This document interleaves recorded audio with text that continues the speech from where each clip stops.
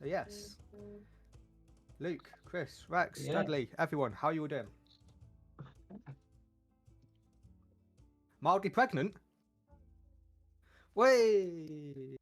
A food baby. How much for though? That's the question.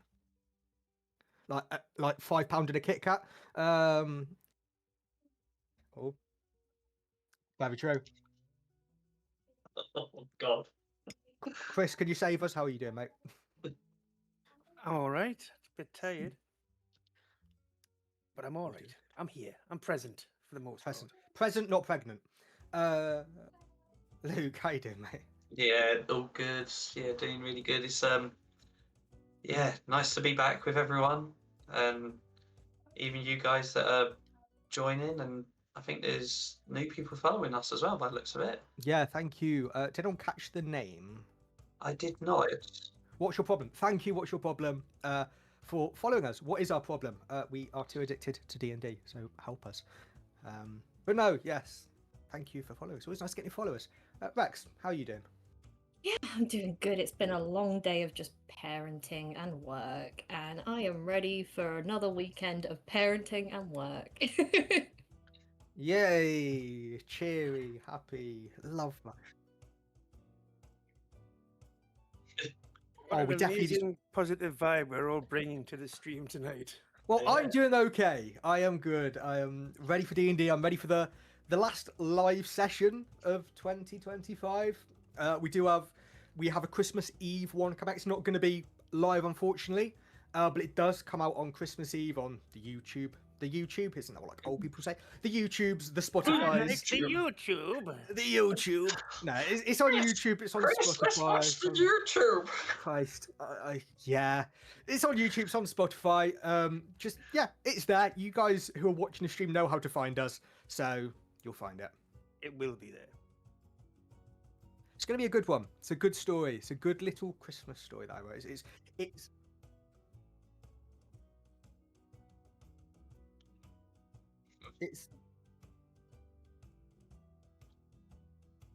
Oh, I'm intrigued. There's I also want to know who.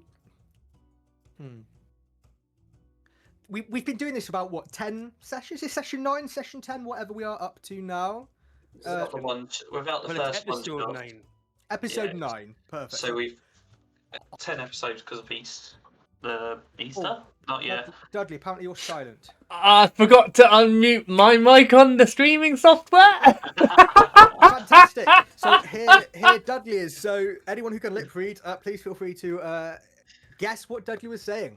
But no, I would love to know from all of you so far what's your, and feel free to put it in the chat. Just let us know any of the ways you know how to contact us. Dave, make some cool memes about it. Anyone, anything. Yeah. A few things. One, what's your favourite moment so far in the first 9 sessions in 2025?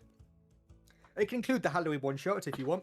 Wow, it was so peaceful. It was. Question 2: who's been your favourite character so far? And William. Question 3: what would you like to see from the campaign? Because I'm a DM who always loves some ideas. What kind of situations would you love to see the characters end up in? That will massively intrigue me. More trauma. Because D&D is therapy, but a lot cheaper. Actually, sure. Whilst we're kind of getting ready, what would actually work around you guys? Luke, favourite moment? Wow, favourite character other than yourself, and it can be an NPC? And what stuff would you love to see next year within the campaign? I'm going to start with favourite character. Yep. And my favourite character is Lady Velvet. And I'm going to be honest, the reason being, we had a joke around saying about maybe a fun little one-shot or something like that. It's something that I'm really thinking about looking into, and maybe even running it for you guys or something like that, because yeah, that would be absolutely awesome to see. The only deal I'm going to have to make with all of us is everyone has to try and do a squirrel voice. So that's it. I think that's fair. Favourite moment is in the I think, oh god, I don't know. There's been so many little moments. See, for me, I think my favourite moment is always William's first breakdown. Like the idea of watching the others go, hang on, this isn't how he was in the one shot, and he just he's a nervous wreck, really. Love it. Let's speed round this to everyone else as we can get ready for going. So, Chris, favorite moment, favorite character, and what you'd love to see in 2026. I wasn't expecting this. I mean, the favourite moment, I think, is when we all first met up for the very first time, when we all answered Aurora's call. I like that when we all came together. Character-wise, do you know, I haven't decided yet, because everyone's still coming to life, and we're still learning a lot about each other. So I'm going to tactfully pass on that one. Although, I am disappointed that there's this extreme bias to Lorenn. And she knows what I mean. And in 2026, I hope we find out what happened to Aurora. Nice. Amazing. Dudley, on to you, mate. Honestly, probably William. The bundle of, like, it's like a puppy. He's a puppy. Yeah. He's so adorable, but then you get that instinct, that human instinct, that really horrible one. It's like, it's so cute, you want to squish it. So I stab him. Like, you're so innocent, stab. Favourite moment.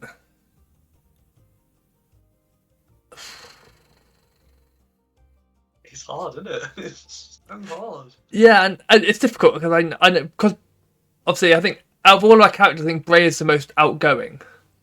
So I feel like I've been involved in so many, and I'm trying to not have clearly my favourite moment is me doing this. But no, to be fair, I think I'm just a big fan of how Kas handles a lot of things. Where it's this quiet confidence with a lot of what he does. It's like, I'm not going to speak up, but when I do, it's the you're going to listen, even though I don't need to raise my voice. You're going to listen, and it's like just any little moment where he sort of pipes up, and it's like, okay. Definitely. And Rex, what's your favourite character? Oh no, sorry, Dudley. What do you hope from 2026? Apologies. Death. Fantastic. On that cheery note, Rex, favourite character, favourite moment, and 2026 hope. There is like too many to really choose. Like, I think when it comes to character-wise, there's all been like little bits that have happened that have made me go, okay, I really like that about that character. So I don't necessarily have a favourite. So I would just say the party in general. Pop out. So, I can't really choose because of that. Same as this, like, favourite moment. Like, there is a lot of chaos in it all. Yeah. But I think probably with William, just seeing how, like, he's navigating everything. Like, seeing this naive boy that is just going on this adventure for the first time and just seeing how he's navigating it and dealing with all the trauma that comes with it. I love it. And as for next year, honestly, I want to know more about the gods, to be honest, and all the situation involved with it, especially at the moment where we sadly don't have Aurora. What does that mean for the party now that the mouthpiece of the gods has had to disappear into the ether for now? Yeah. So yeah, I'm very intrigued to see how it all comes along. And I do agree with Hannah though. Potatoes. When potatoes. Fantastic. Cheers, Hannah. I'm sure Rex is loving that. Quickly before we start, I'll come run down mine. I think favourite moment. It was a small one, but it's where I kind of just went a bit mental. I think I was on lack of sleep. And we all did. It's when you met Portal the Turtle and Nortle.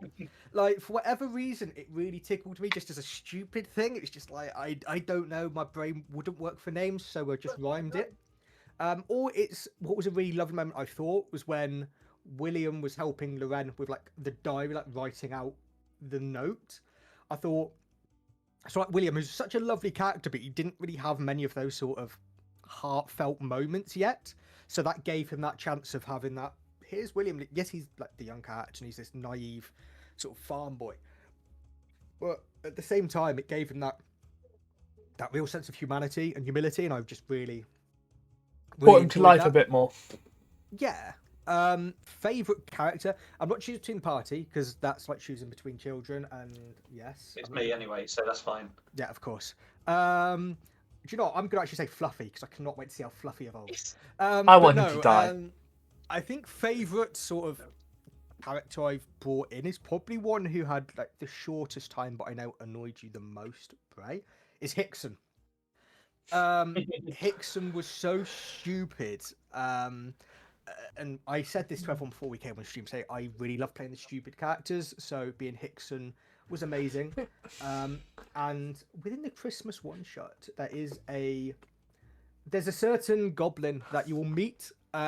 He was incredibly fun to play. You guys will all know it's Christmas Eve, so little teaser there. And what I hope for in 2026, kind of similar to Rex, actually kind of similar to most of you. I can't wait to just see how it evolves. Obviously, I know the sort of story, the main plot is going to go on, but it's seeing the journey for you guys getting there. I truly cannot wait to see kind of how you handle these things. There's going to be some real moral dilemmas. There's going to be some real dangerous moments. There'll be some happy moments. It's just going to be really exciting. And if I've learned anything from the past 9 sessions, I can't predict what you guys are going to do. And that is kind of what makes it exciting, but equal parts terrifying. I just got to point out the amount of messages just saying about missing Kylie. Like, we miss we miss Kylie being with us, and like we are still in communication with her. Yeah. Yeah, we haven't axed her and gone, we don't want to see you ever again. It's nothing like that. We miss her just as much, So, yeah. But with that, are we all good to get started? I believe so. I think we're ready to jump on in. Fantastic. So everyone, this is what you normally don't see as I was getting ready for the intro, which will then be the podcast. Okay. Little clap. I think that's what professionals do. I don't know, to mark things. Who knows?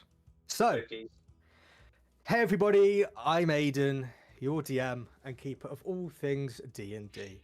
Welcome back to Questing Through Elystra. I've already asked you guys how you're doing, but so the podcast knows, hey everyone, how are you all doing today? The awkward silence again. I live for that awkward Silence silence. every Come on, time. Chris, straight in, Chris. I leave it now to Dungeon Daddy Chris to go first. I have noticed that, yes. Just to repeat for the podcast listeners, yeah, a bit tired, but I'm fine. I'm here. I'm present. Amazing. Everyone else, how you doing? Doing good? Still pregnant, just same as like 10 minutes ago. Fantastic. Rex? Yeah, I'm not too bad. Just finally getting the chance to sit down. Bless you. And finally, Luke. How you doing, mate? I'm doing real good.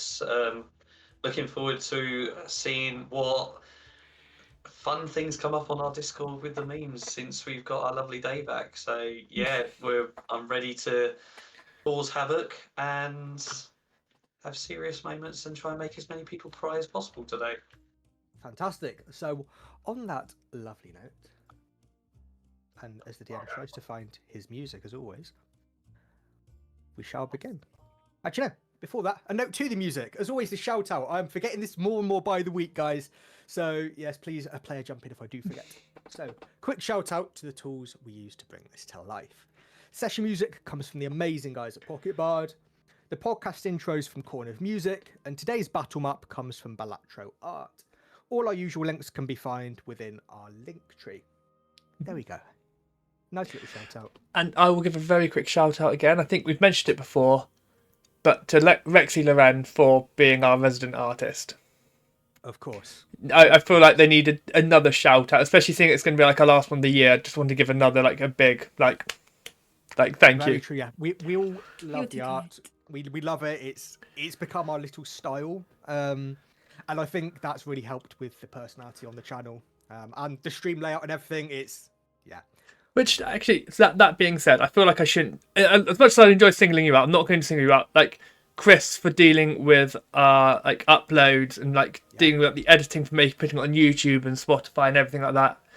Luke for existing with a fabulous beard and being willing to shave it off end of next year. End of and next year. of course, I'm giving you a chance to grow it further. No chance. And I think everyone, players and anyone in the community, massive thanks also to Aiden for putting up with the bullshit and all the planning that comes with being a DM. As someone who's been a DM and another player in here who was a DM, we know how much it can take. So we understand and we really appreciate it, especially when we break you. Thank you. Yes, that does happen. And back to you, Johnny, as well. Thank you just for being the energy that is Bray. I think when we've all got a bit of a lower day, Bray definitely comes in and just drags us kicking and screaming. But as we said, a thank you to you guys in the community and the viewers as well. I'll be honest, we would still play D&D regardless if there was no viewers. But having you there is so nice. And as we've said, like the memes that come in and the messages it's just that little bit of encouragement. That when we are very tired, it just gives us that bit of energy to spur us on. So we've all been lovely and heartfelt. It's now time to dive in to the chains of the Pantheon. So, last session began in the early afternoon, just after your discussions with Torek, Fisherman Chris, and Fisherman Zach. With Aurora still away, William took her shield to keep safe. While Chris asked when the party intended to leave Mosswood, William wanted to stay for the festival to play some music with Bray, while Bray preferred to leave early the next day. The group agreed to meet Chris and Zach at Kaskas, a local tavern, for music that evening, before setting off for Zaespurr the following day. During the afternoon, William and Bray went to the market.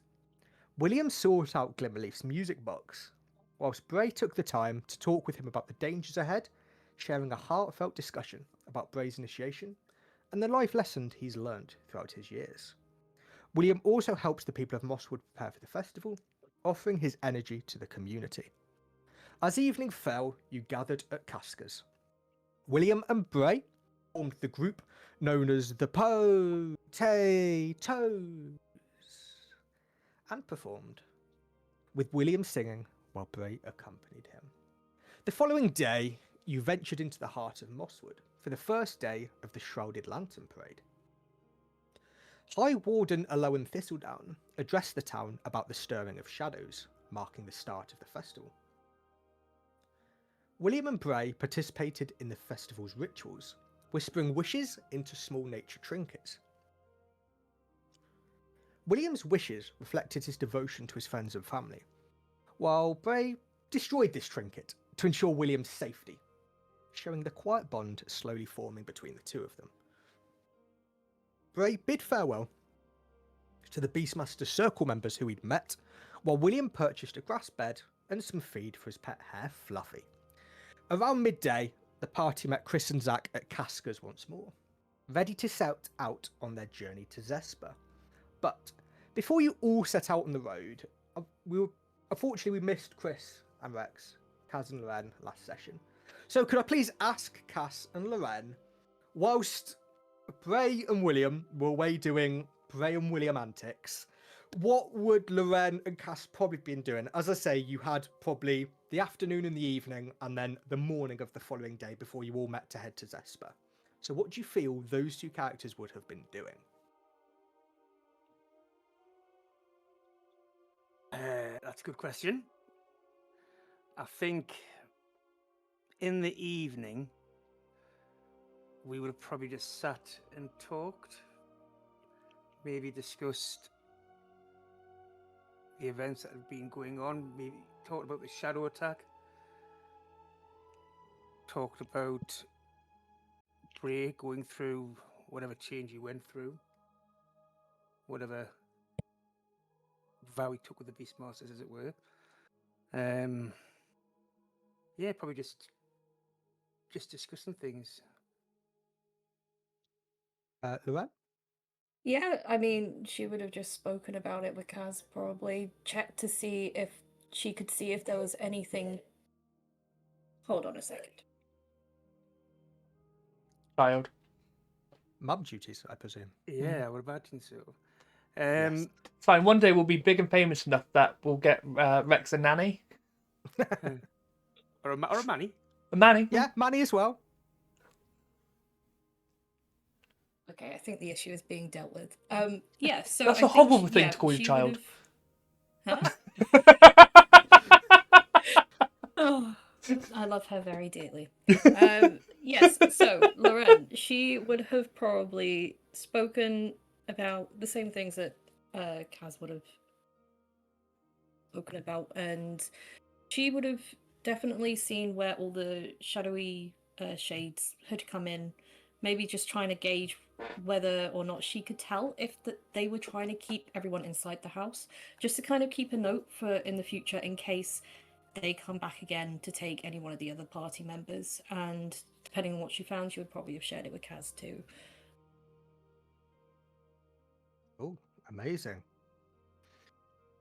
Did you do Sorry, wishes? What was that? We do wishes.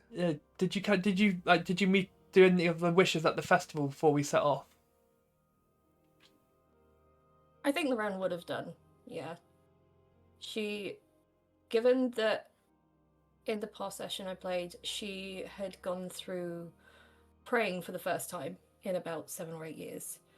She, being, when you potentially don't believe in a deity, but you still try and reach out as a last-ditch effort, she is probably still riding that kind of train of thought, and at the festival she would have probably taken one, and she would have just muttered 2 names into it, one being Marcus and the other one being Bethany, and she would have just left it as that.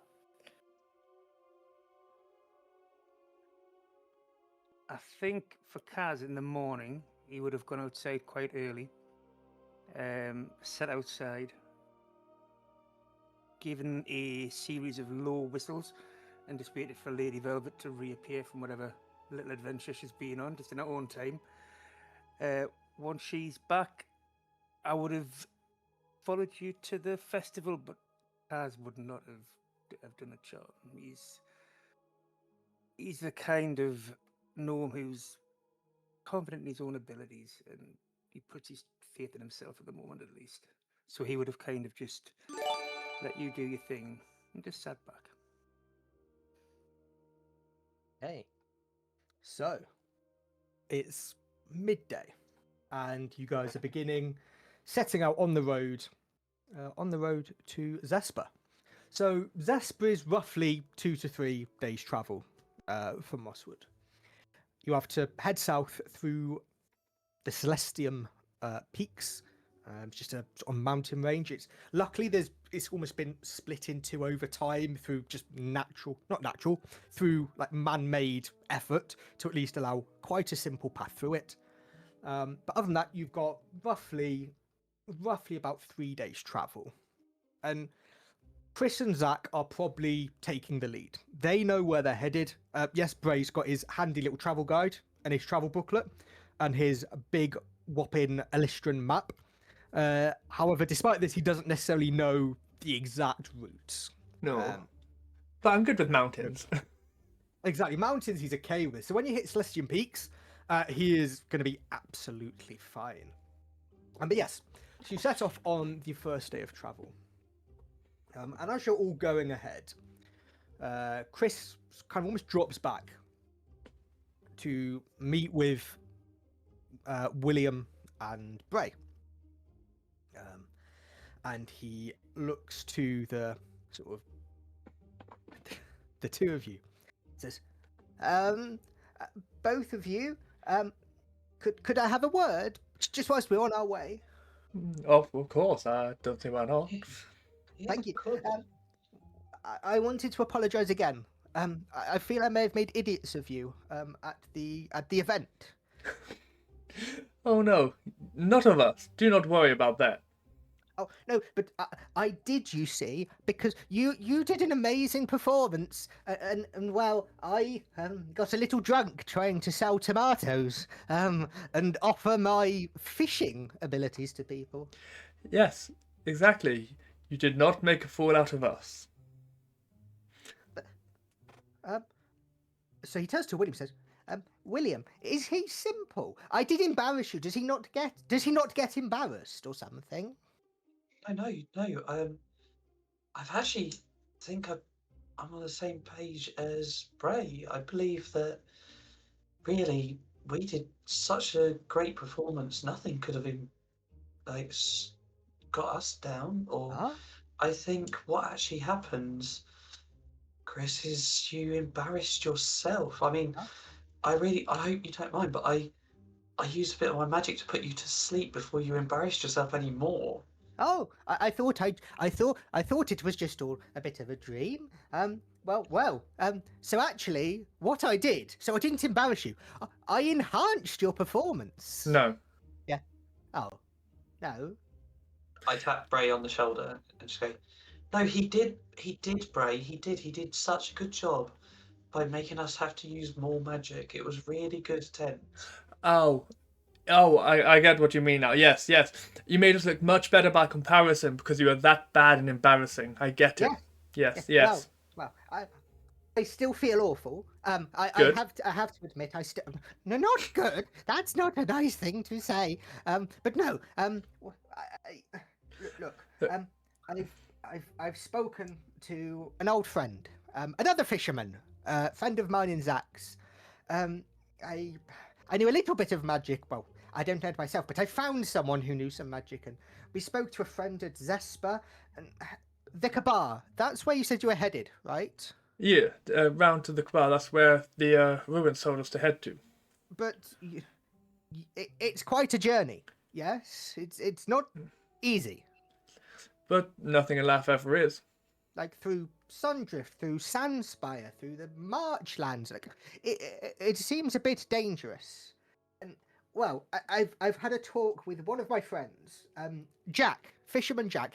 He's a nice enough old man. A little bit doddery, but keeps himself to himself, quite quiet. He's not worldly wise like me, like I am. He doesn't know. Basically, he's a little bit thick. However, I spoke to him, and he has offered, if you would like, a ship, well, maybe not a ship, but a boat of his. If you just sort of follow sort of the Dragonfire Bay around sort of Sandspire, it'd be much quicker. They could maybe drop you off at Impa, right on the coast of the Kabar. I pull out my map, just like, Yeah, I can work with that. Yeah, so what Bray essentially sees, me trying to at least describe the world of Elystra to you all. So Zaespurr itself is a huge port city. There's many port cities in Elystra. It's very coastal, but Zaespurr, at least for sort of the Sundrift region within Elystra, is one of the largest. It's also one of the most accepting. It's a really lovely place.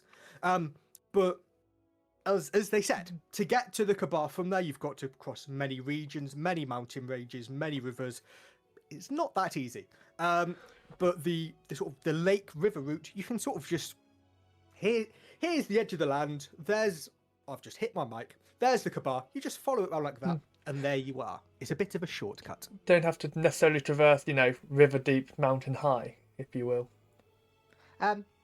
Whatever that means, yes. But anyway, I don't know if you'd want it, but it is just my way of apologising to you two. Just in case. I greatly appreciate it, and I'm sure the party would very much feel a good reprieve not being on their feet the entire time.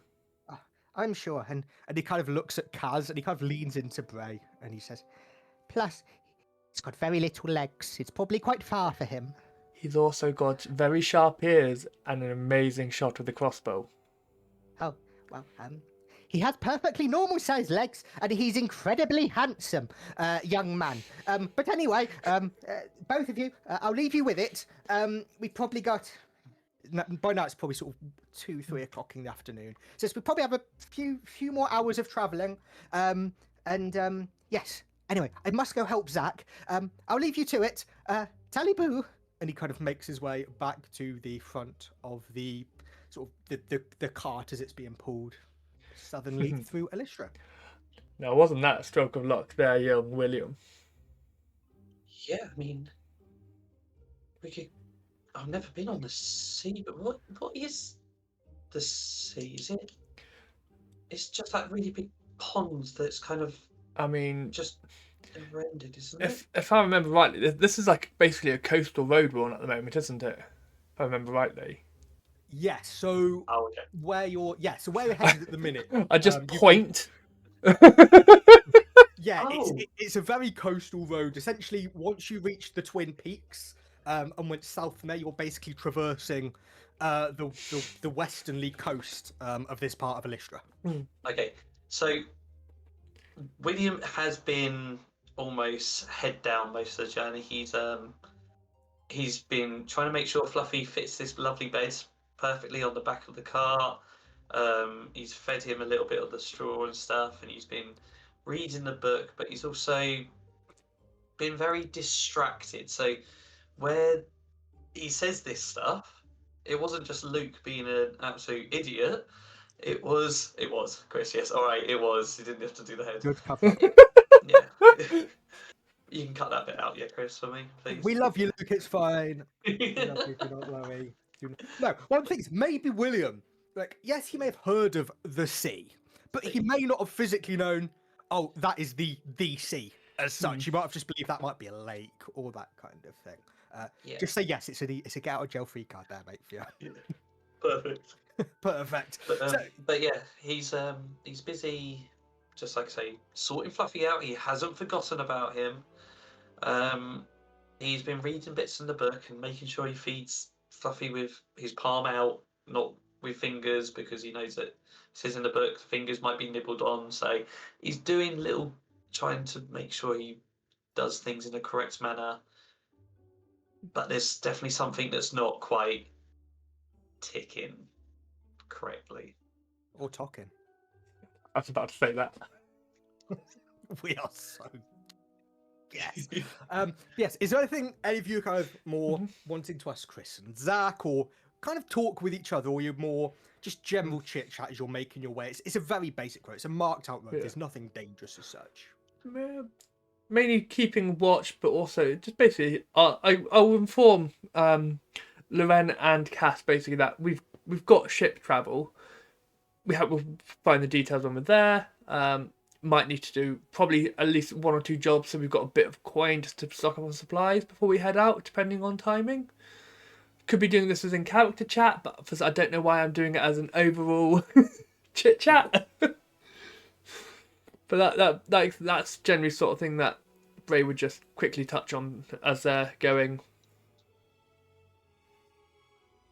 Hey, is there anything from anyone else that anyone would be more discussions wanting to have with each other, or as I say, is it more generalised kind of just chit chat about the weather?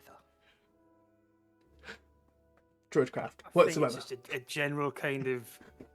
We'll continue on our way. It's good news about having the ship.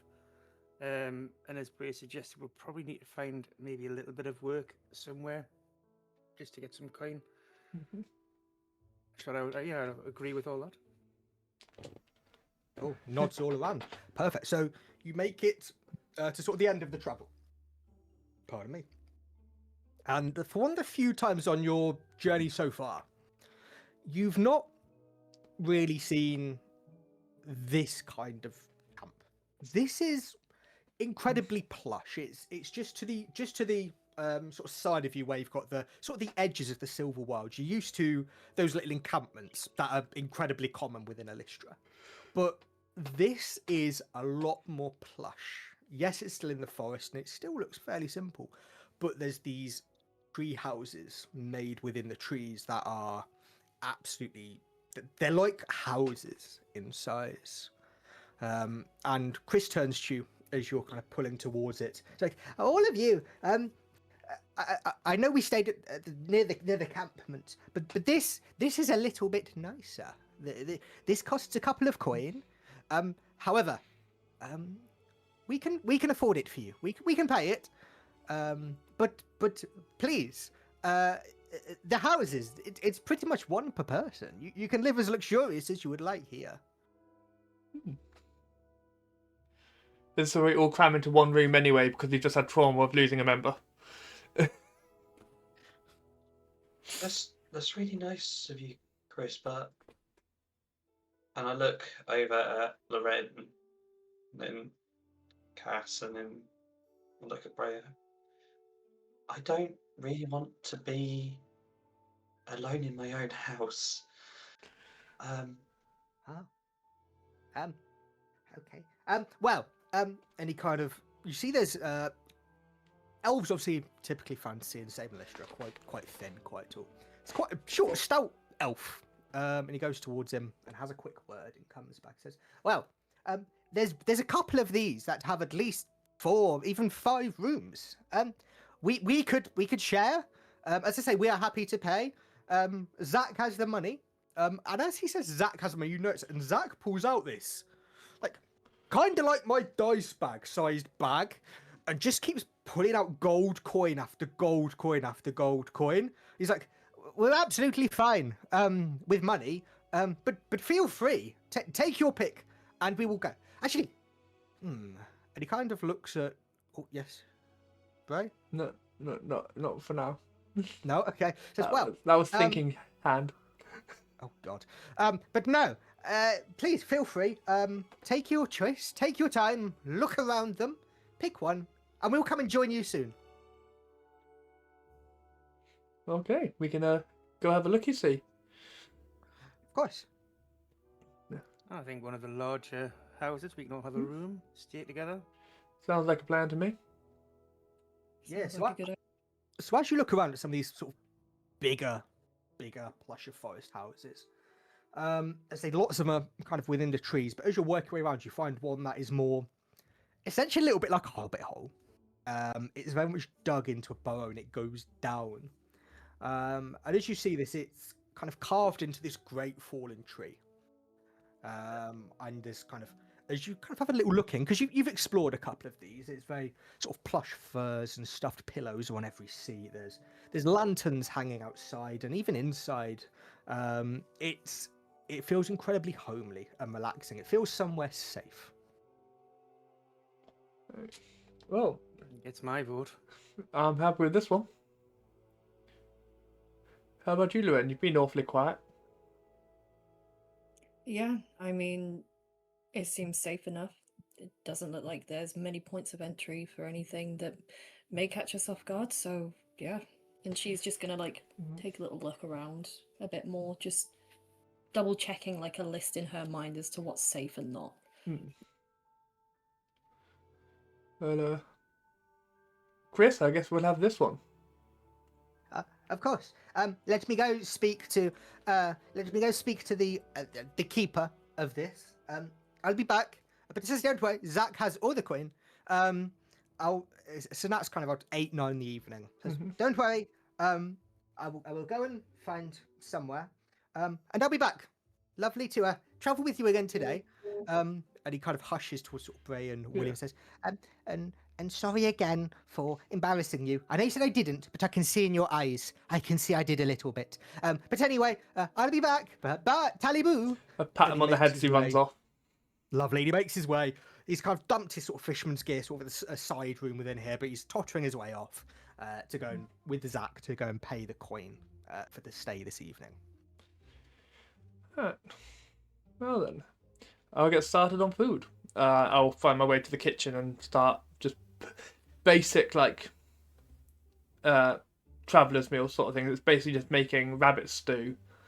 Yeah, of course. Within here there are very basic kind of cook materials. There's herbs. There's sort of some dried meats rather than sort of fresh meats. But there's definitely things you can at least use to at least make a kind of comfortable meal for yourself. I might have a quick dive in the ocean because I think as Triton I've got like basic communication with fish. Sort of just I'm going to spear a couple of fish sort of thing and make like a little fish stock stew. Maybe even actually just grill a couple of fish as well. So if someone doesn't want that, they've got a bit more substantial. So if there's any potatoes left over, I'll cook them up along with it. I'll just like a basic. It's like the fish and loaves sort of thing. Yeah, perfect. Whilst Bray is lovingly taking care of the food for the evening, Kas, what would Kas be doing this evening?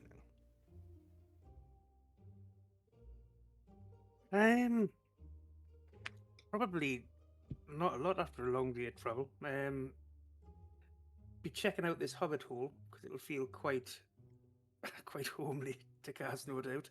Find a nice corner and just reflect on the fact that being a fisherman seems to pay extremely well, judging by that bag of gold he was mucking about with. Fisherman. But yeah, I'll just probably keep to myself a little bit, I think. Okay. Lorenn, what would Lorenn be doing? Probably the same as keeping to herself. She's just got a lot of her mind. She's probably been thinking all the way down as well, just kind of trapped in her own thoughts. So she's probably somewhere outside, maybe just sharpening her axe, just thinking to herself. And that's it. And last but by no means least, William. What would William be doing? So William's, he's like, I need to set an alarm. I need to do this. He's thinking about stuff he needs to do for the night. First things first, he's going to go find a room that he can take his shield off. After still having it on his back, even Does on he need the... a hand taking it off still, or is he kind of okay? He's going to fight to try and do it on his own. Just get it, and eventually he'll get it off, I'm sure. The bed, he puts the bed down. Fluffy shows Fluffy where this bed is, and he's like, "Here, Fluffy," and puts some food down. He's like, "I'll be right back, Fluffy," and he walks out, shuts the door, and he goes outside. He's in his own world. Doesn't realise Lorenn or anyone else is actually outside. He just goes outside and he sits, he pulls the pocket watch out, and he's just starting to register. Is it still ticking? It's a lot quieter and a lot less obvious than when the prayer partook and it started ticking. But there's still it's very slow now and very quiet, but there is still a slow tick, tick, tick. It is still there. He doesn't remember it's got a chain around his neck. He's like, oh! He's just been focusing so much on everything else, and then he's realised that the ticking in his head isn't the ticking he's hearing like multiple ways, a little bit different speed. Freaks out and drops it, and it just swings. It's like almost a pendulum. He grabs it, so he pulls it open. He's trying to see if the second hand is actually moving with the ticks. He's really trying to examine this to see what is ticking. What is it not talking? Okay, so forgive me, the DM needs to find a couple of notes here. No. Always the way, isn't it? Always the way. Okay, so as you just trying to find the blooming map. Okay, so it was the ticking hand, wasn't it? Where we're kind of looking if it was doing anything. Okay, so let's just say let's make it easy. Let's say you're facing north, just so I can make this easier for trying to work out kind of exactly where you are. So you're holding this and you're facing north, and you look at the second hand, the first hand, and also the compass is still kind of spinning. Whereas the second hand, you know when a watch is getting dodgy, it sort of ticks, but then goes straight back to the same location again. It's doing that, but it's fairly north from where you are currently. Okay. If I turn it a little bit, does So that as hand you turn it, still... it stays facing north. It will still tick, but it will tick back and make sure it's still continually facing the same direction. Fascinating. Oh, does that mean I'm gonna have to ask Bray, and he's gonna shut it? And he puts it away in his pocket. And he's just looking around. He goes, and he almost starts swelling up, his eyes. The idea that the clock's working, and then all the promises he's made. He's promised himself that he would always send money back to his family. He has made a promise to Lorenn to listen. If she says get out there, he's promised he will try and make sure he does. He's promised Bray that he won't cast the gift spell again unless there is no other matter. Yeah, I don't think he's made any promises with Kas at the moment. But then he almost slumps again, and you do see a couple of tears going down. Aurora, I promised to keep her safe. We promised to keep each other safe, and she's taken. She's been taken, and I didn't save her. How am I supposed to keep my promises if I can't keep one? As this is happening, you hear, William! William! And it is Zach coming towards you. Says, William, what's wrong, young boy? I failed on a promise. But it was not your fault. These things happen, you know. But I wasn't strong enough to stop it. I know what I need to do, and he's going to stand up. He's going to brush up. Thank you, Zach. And he's just going to run back into the room. Cool. So Zach looks at kind of Chris, kind of towards him, and he just says to Chris, I'm not sure what's happened to him with this, but I think we need to look after him.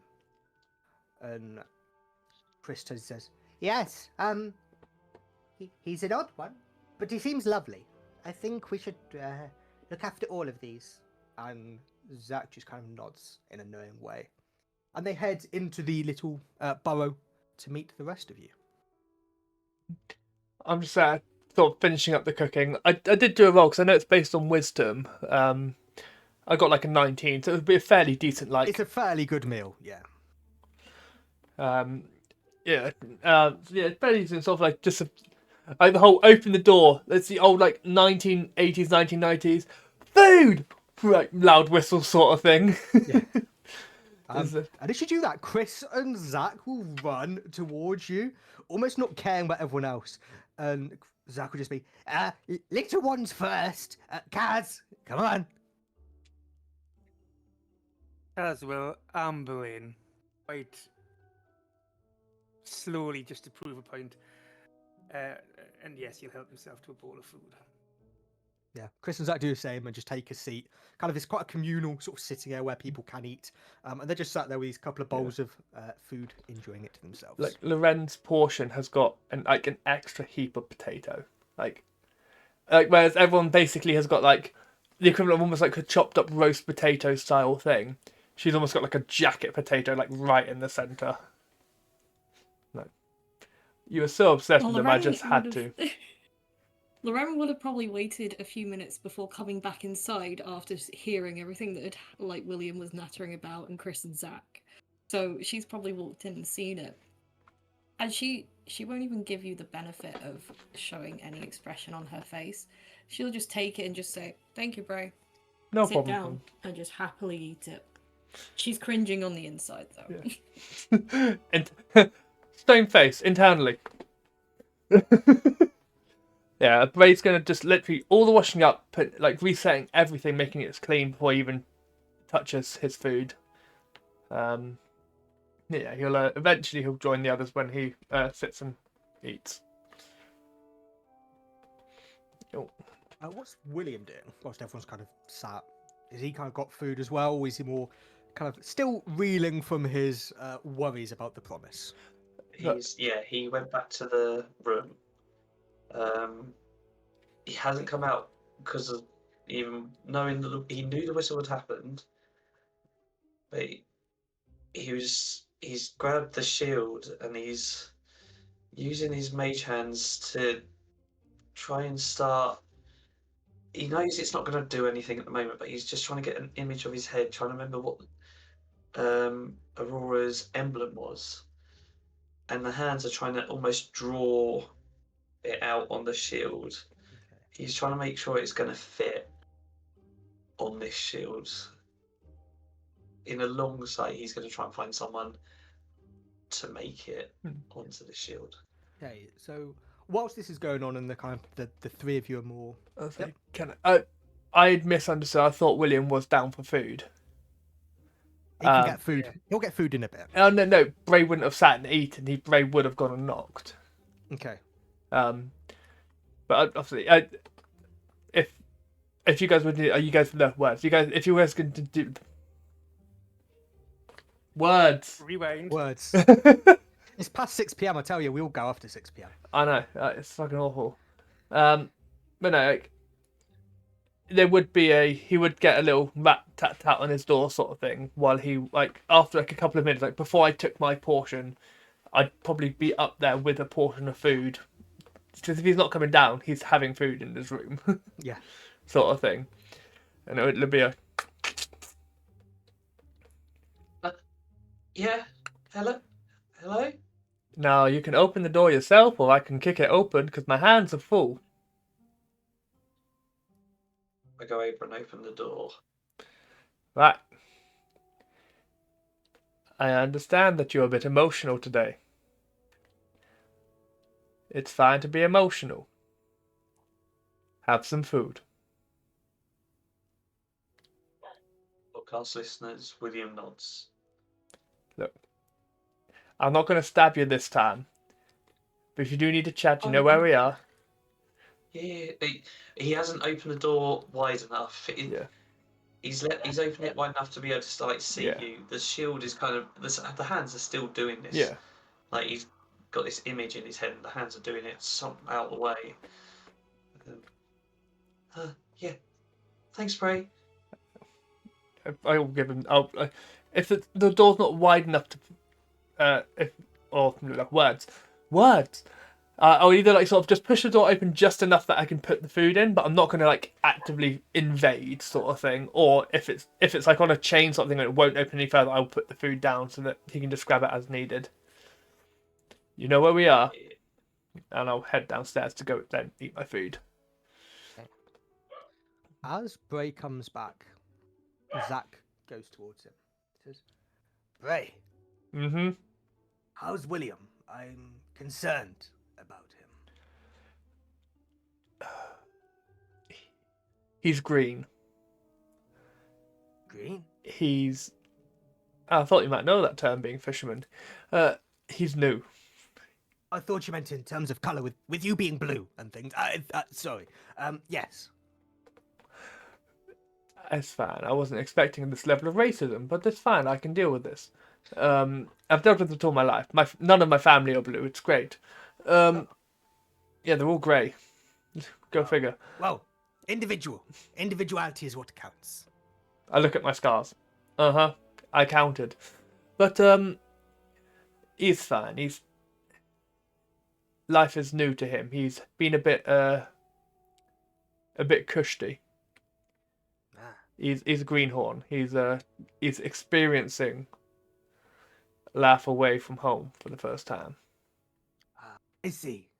Well, and he kind of stands up as he's not tall, but he stands up again, puts his bowl down, and says, "Let me go have a word with the boy. I'm sure a bit of fisherman wisdom could do him well." Your choice, but I'll be fine. Don't worry. I know how to handle myself. And he puts the bowl down and heads towards William's room, and just knocks a couple of times on the door. Hey. Hello? William, it's Zach. You seemed a bit upset earlier.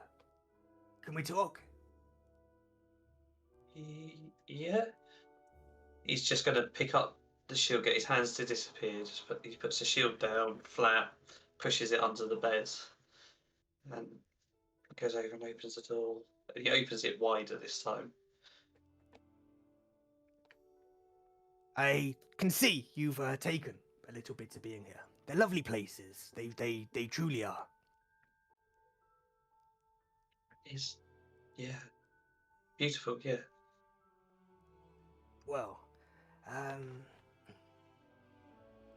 so, and he kind of takes a seat on the bed where the William said, "Oh, he just took a seat on the bed quite comfortably, quite okay himself." He says, "So," and you see him squinting. You kind of see the sun setting through the window. He says, "Well, I know you feel like you've broken a promise. Whether I don't know the kind, but the words you were saying seem to be rather emotional, rather upset. But let me tell you something from my own life. Years ago, I promised a friend I'd meet him at the docks before the tide turned. Simple, right? But a storm came, worse than I'd ever seen, and I couldn't make it. I thought I'd failed him. Thought I'd lost his trust forever. But you know what? He waited. He understood, and we laughed about it later. That promise, the one I thought I'd broken, it wasn't the end of the world. It was, how do we say, a bend in the road. Life goes on, Will. You'll be absolutely fine. A promise is allowed to slip. It does not make you a villain. Life changes. You change. And quite simply, sometimes a promise can't keep up with the pace of life. It's not your fault. Please be kind on yourself." But what if I could have done something and didn't? William, the way you talked about her being taken, I will be honest, I don't know much about the adventuring world. It doesn't seem like something... It doesn't seem like something you've been able to control. It seems something out of your hands.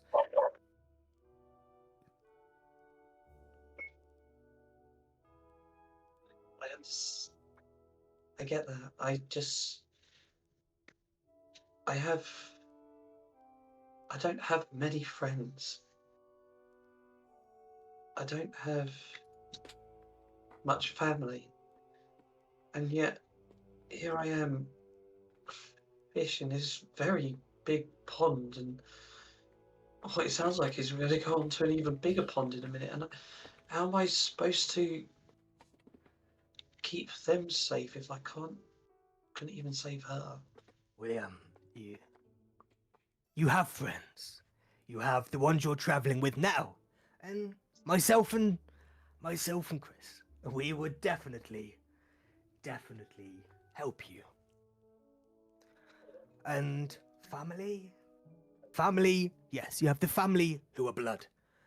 But you have the family you make along the way. Those you share joy with. Those you share fear with. Those that you simply laugh with.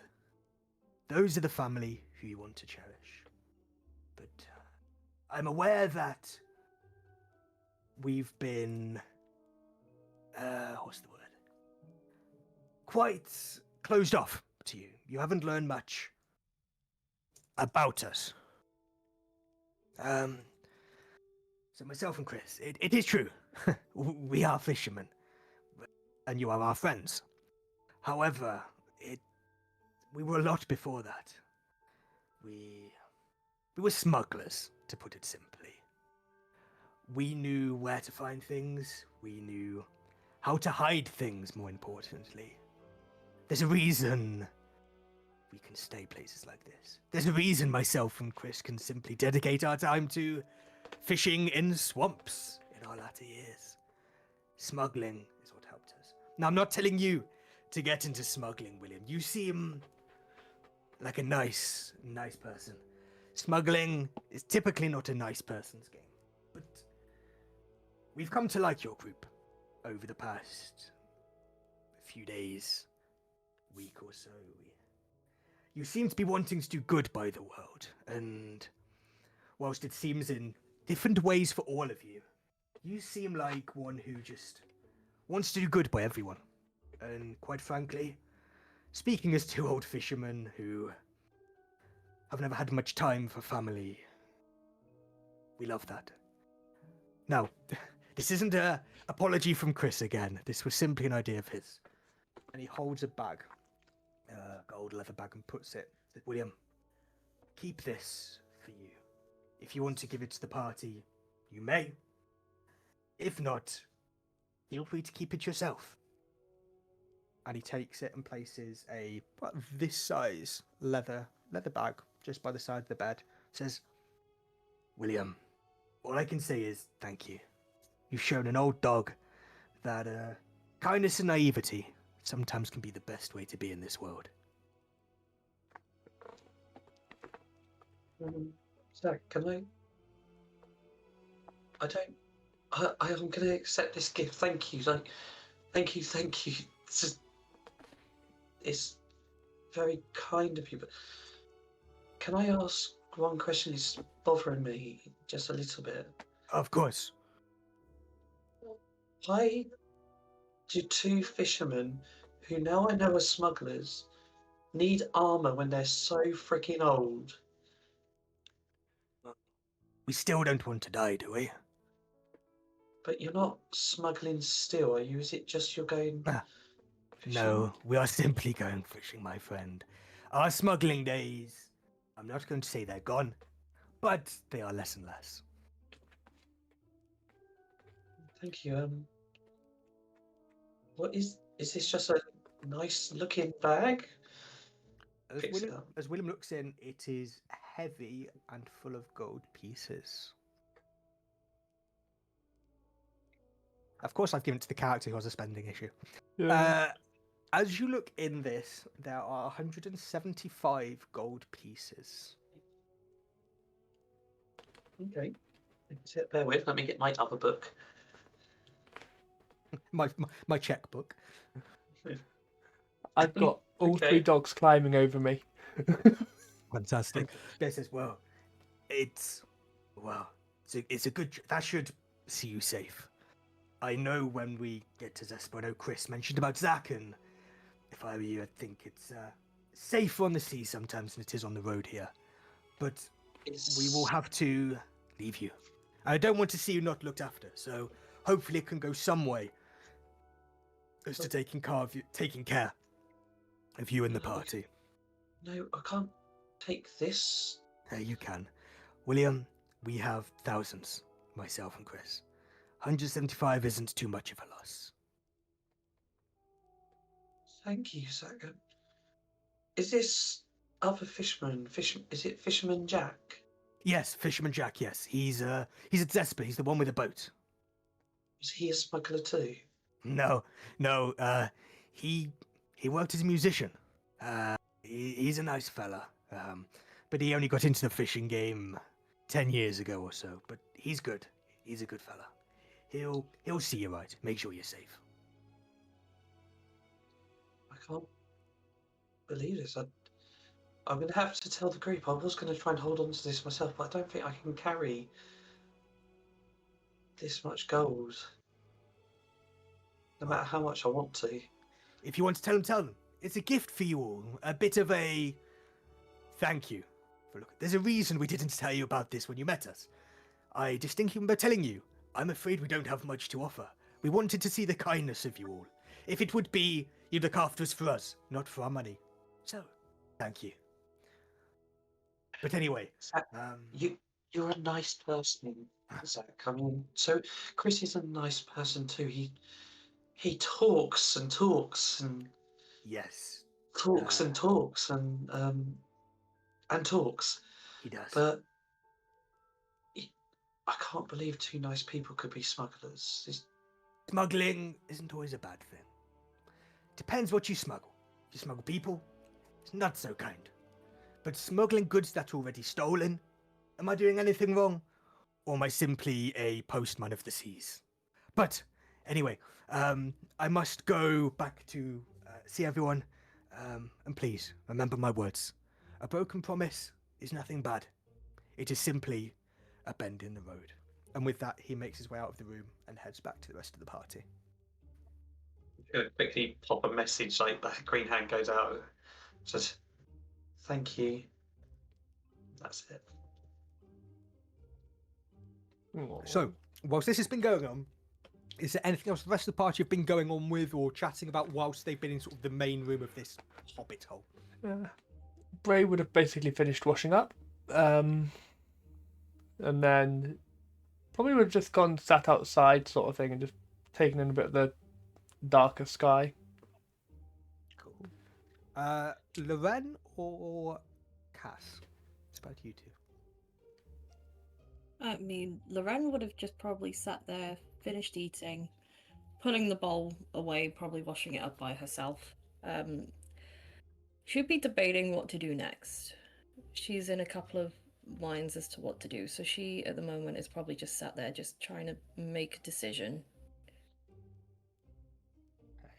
Kas? Probably finish up my food, clean my bowl, etc., etc. And then, yeah, I think I'd go outside and enjoy the evening air for a little bit. Fantastic. Yeah. So, Bray might actually do a quick perimeter or something just to make sure any windows he knows, that sort of thing. Yeah. Cool. So, is there anything with each other anyone would have done before the end of the evening, or we sleeping and going to the next day? Will come down, and Will. rituals. He will do this, and he will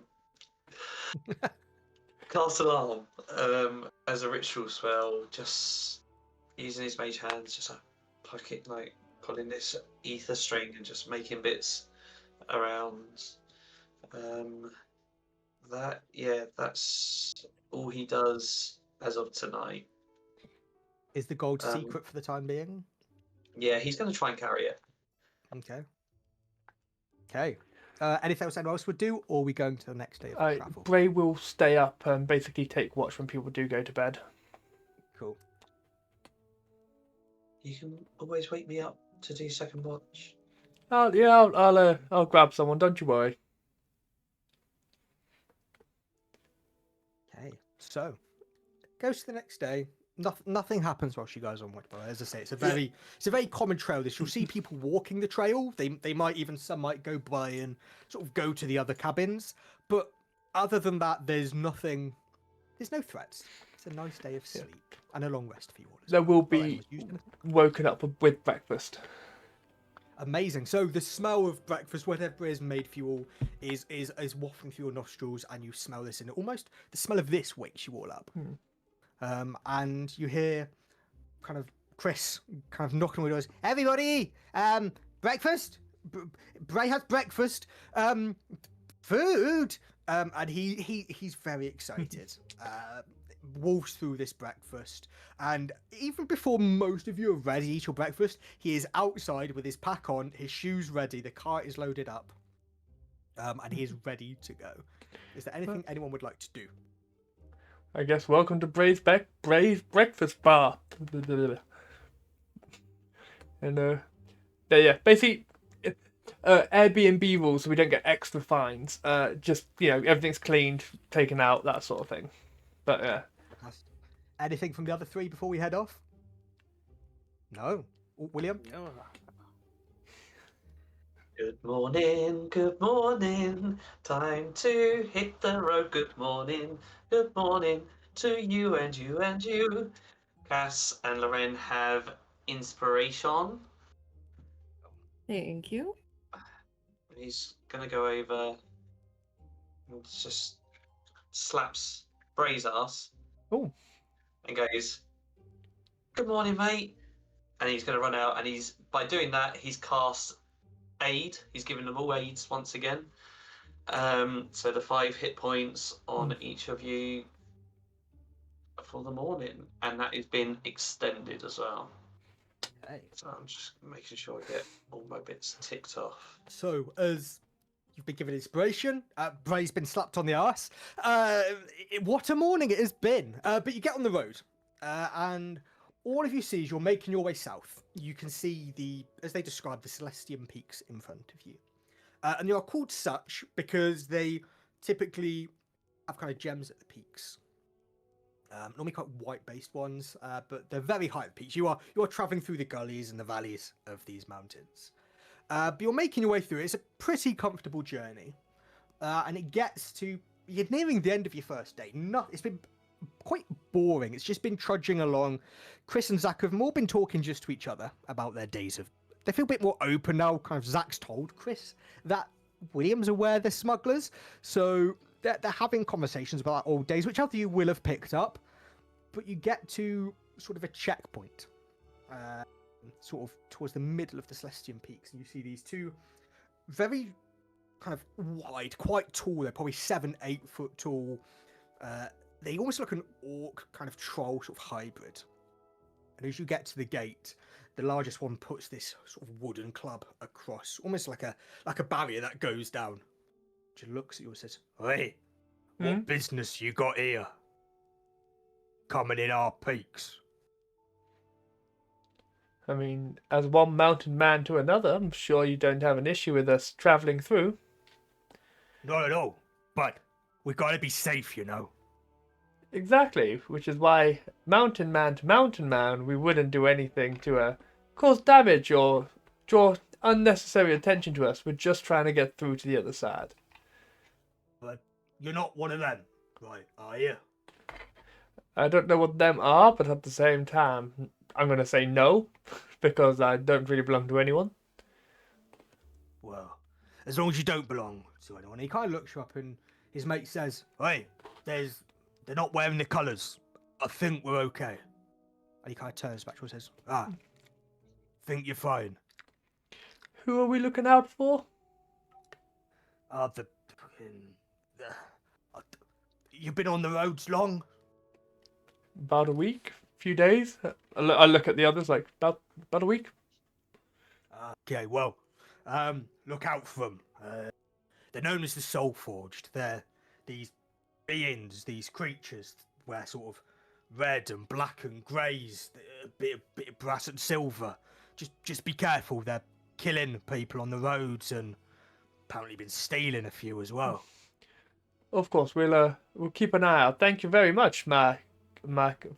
Sorry, I don't know how to gender you. I'm just gonna say my kind Krogers. Sorry. My name's Kenneth. And this is Jones. Those are some mighty refined names. I really appreciate it. My name is Bray.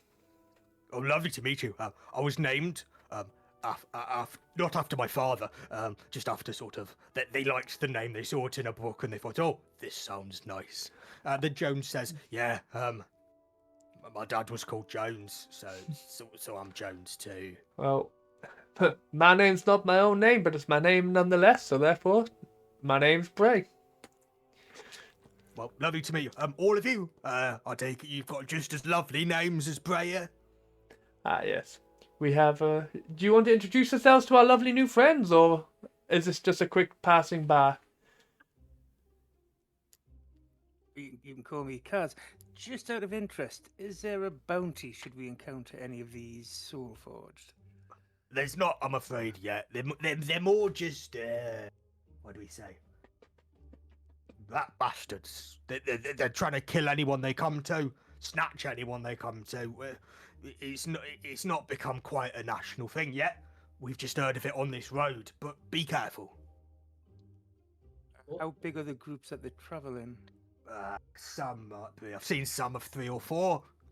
We've seen some of 10, maybe 20. Depends on your luck that day. Noted.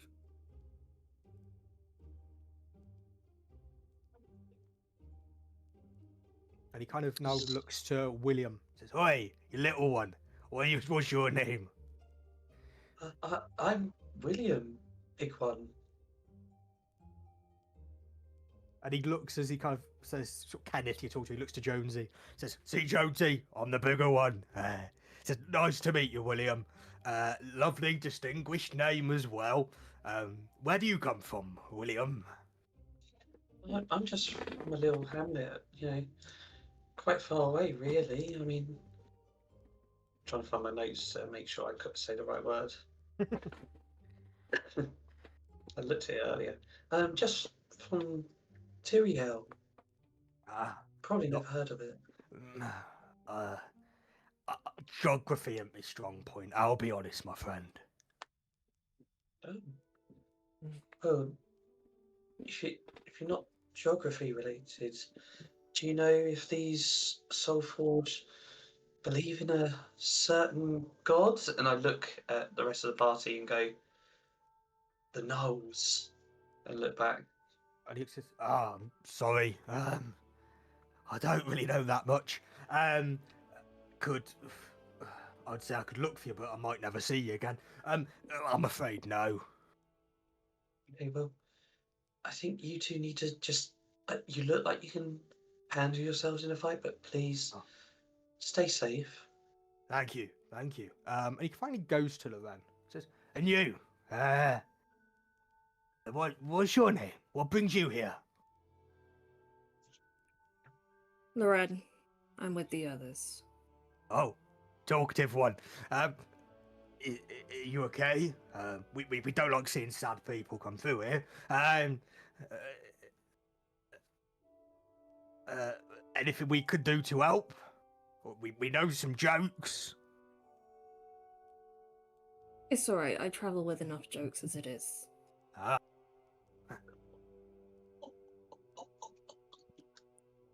Excuse me. So he looks kind of probably sees the faces of the others of you be a bit like says, well, I guess a midget travelling with some blue fella travelling with a confused farm boy. It's a bit of a weird one, innit, at best. I mean, don't insult them. I only said he was short. Don't insult them. In all fairness, it's a fact. Same way as I'm tall. And he is equally blue. And I think he does come from a farm, just look at him. As this is going on, she's just like looking at her axe, just like holding it, just, you know, kind of polishing it a bit, Yeah. just going, are we allowed to go through now? No, yeah, of course, sorry, I got a bit talkative. Bray, the other mountain fella. and he kind of pulls out a little pouch, and he sprinkles into your hand, let's say 6 small, deep violet berries. And you see kind of silver specks within them, almost shimmers like starlight. And there's quite an immediate smell of sort of honey, a bit of mint in there as well. And he says, I didn't mean to offend, as he points at Lorenn. He says, I'm merely having a laugh with you all. But these may help you on your journey. They're Thank you, known as Kenny. nightless berries. They're worth a go. Have I heard about any of this, in any of the mountains range that I've been through? so you would have heard of these, that they're an incredibly rare thing, more sort of homemade, homegrown by sort of trolls. And the nightless berries, depending on how a DM rolls, potentially will allow you to essentially forgo sleep for 24 hours and suffer no effects of exhaustion. Nice. I add them to my I pop them in a little pouch that I've got just on the side. Like, okay, thank you kindly. We'll make great use of them. Of course. But anyway, And they kind of move their sort of the wooden barriers up. Now they say, feel free. Have a safe journey. And I look forward to seeing you down the line. Nice. We'll see you on the other side. Wait, shit, where's Fluffy? Buffy's here. He's still in his bed. and the trolls, Kenneth, actually no, Jonesy sees Fluffy and runs over to you. It's like, I like the bunny. You can keep it. He's like, Can I pet the bunny?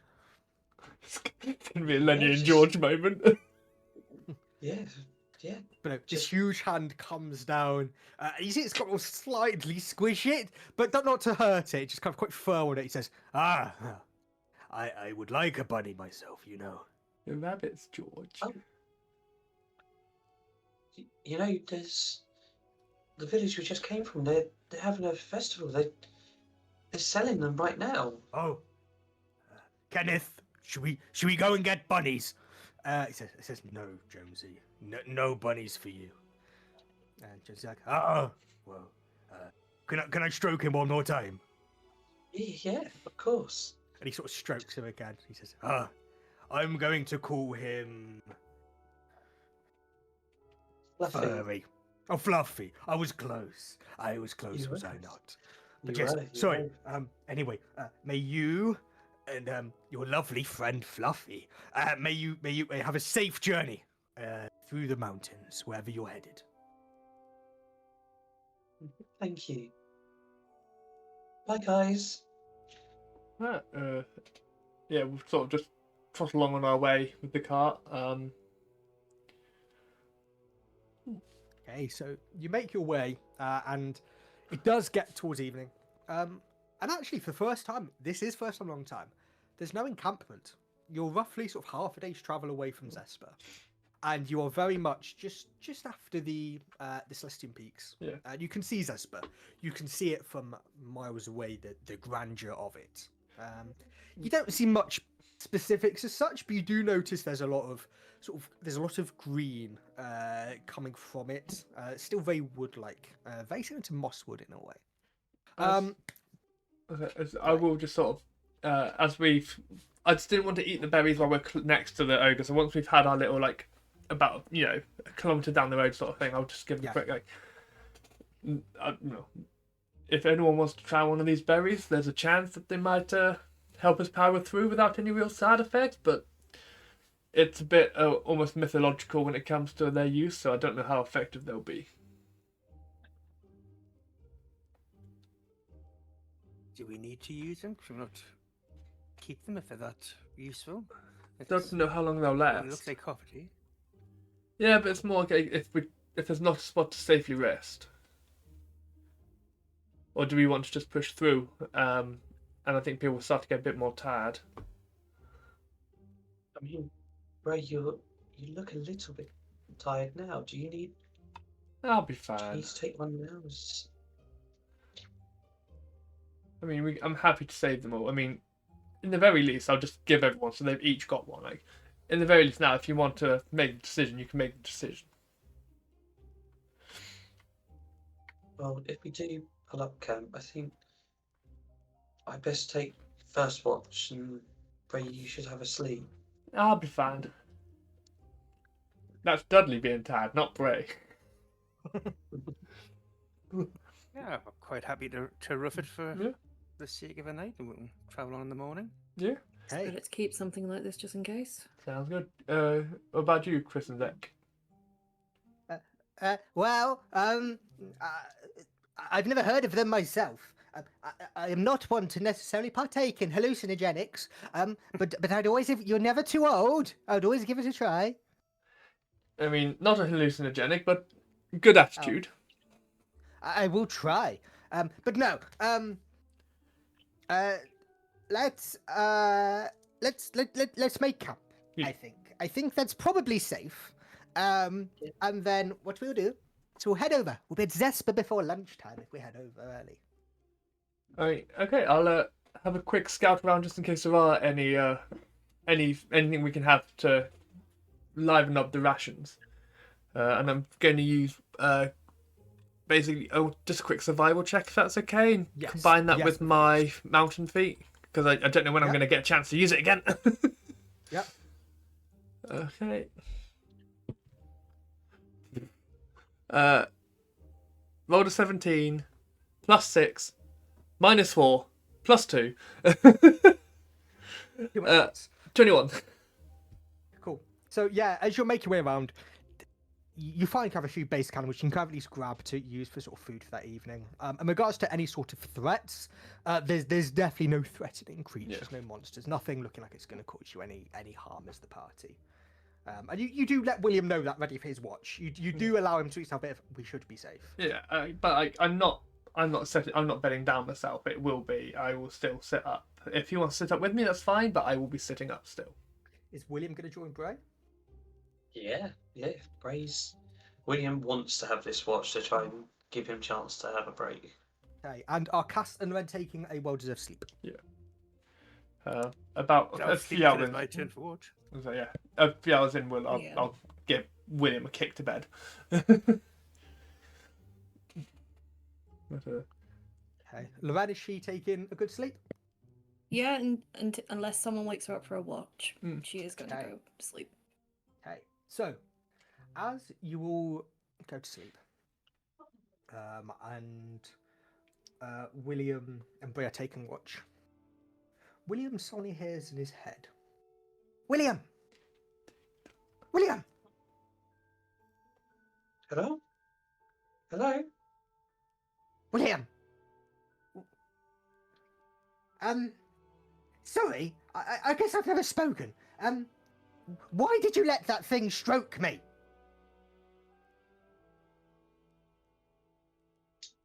Fluffy?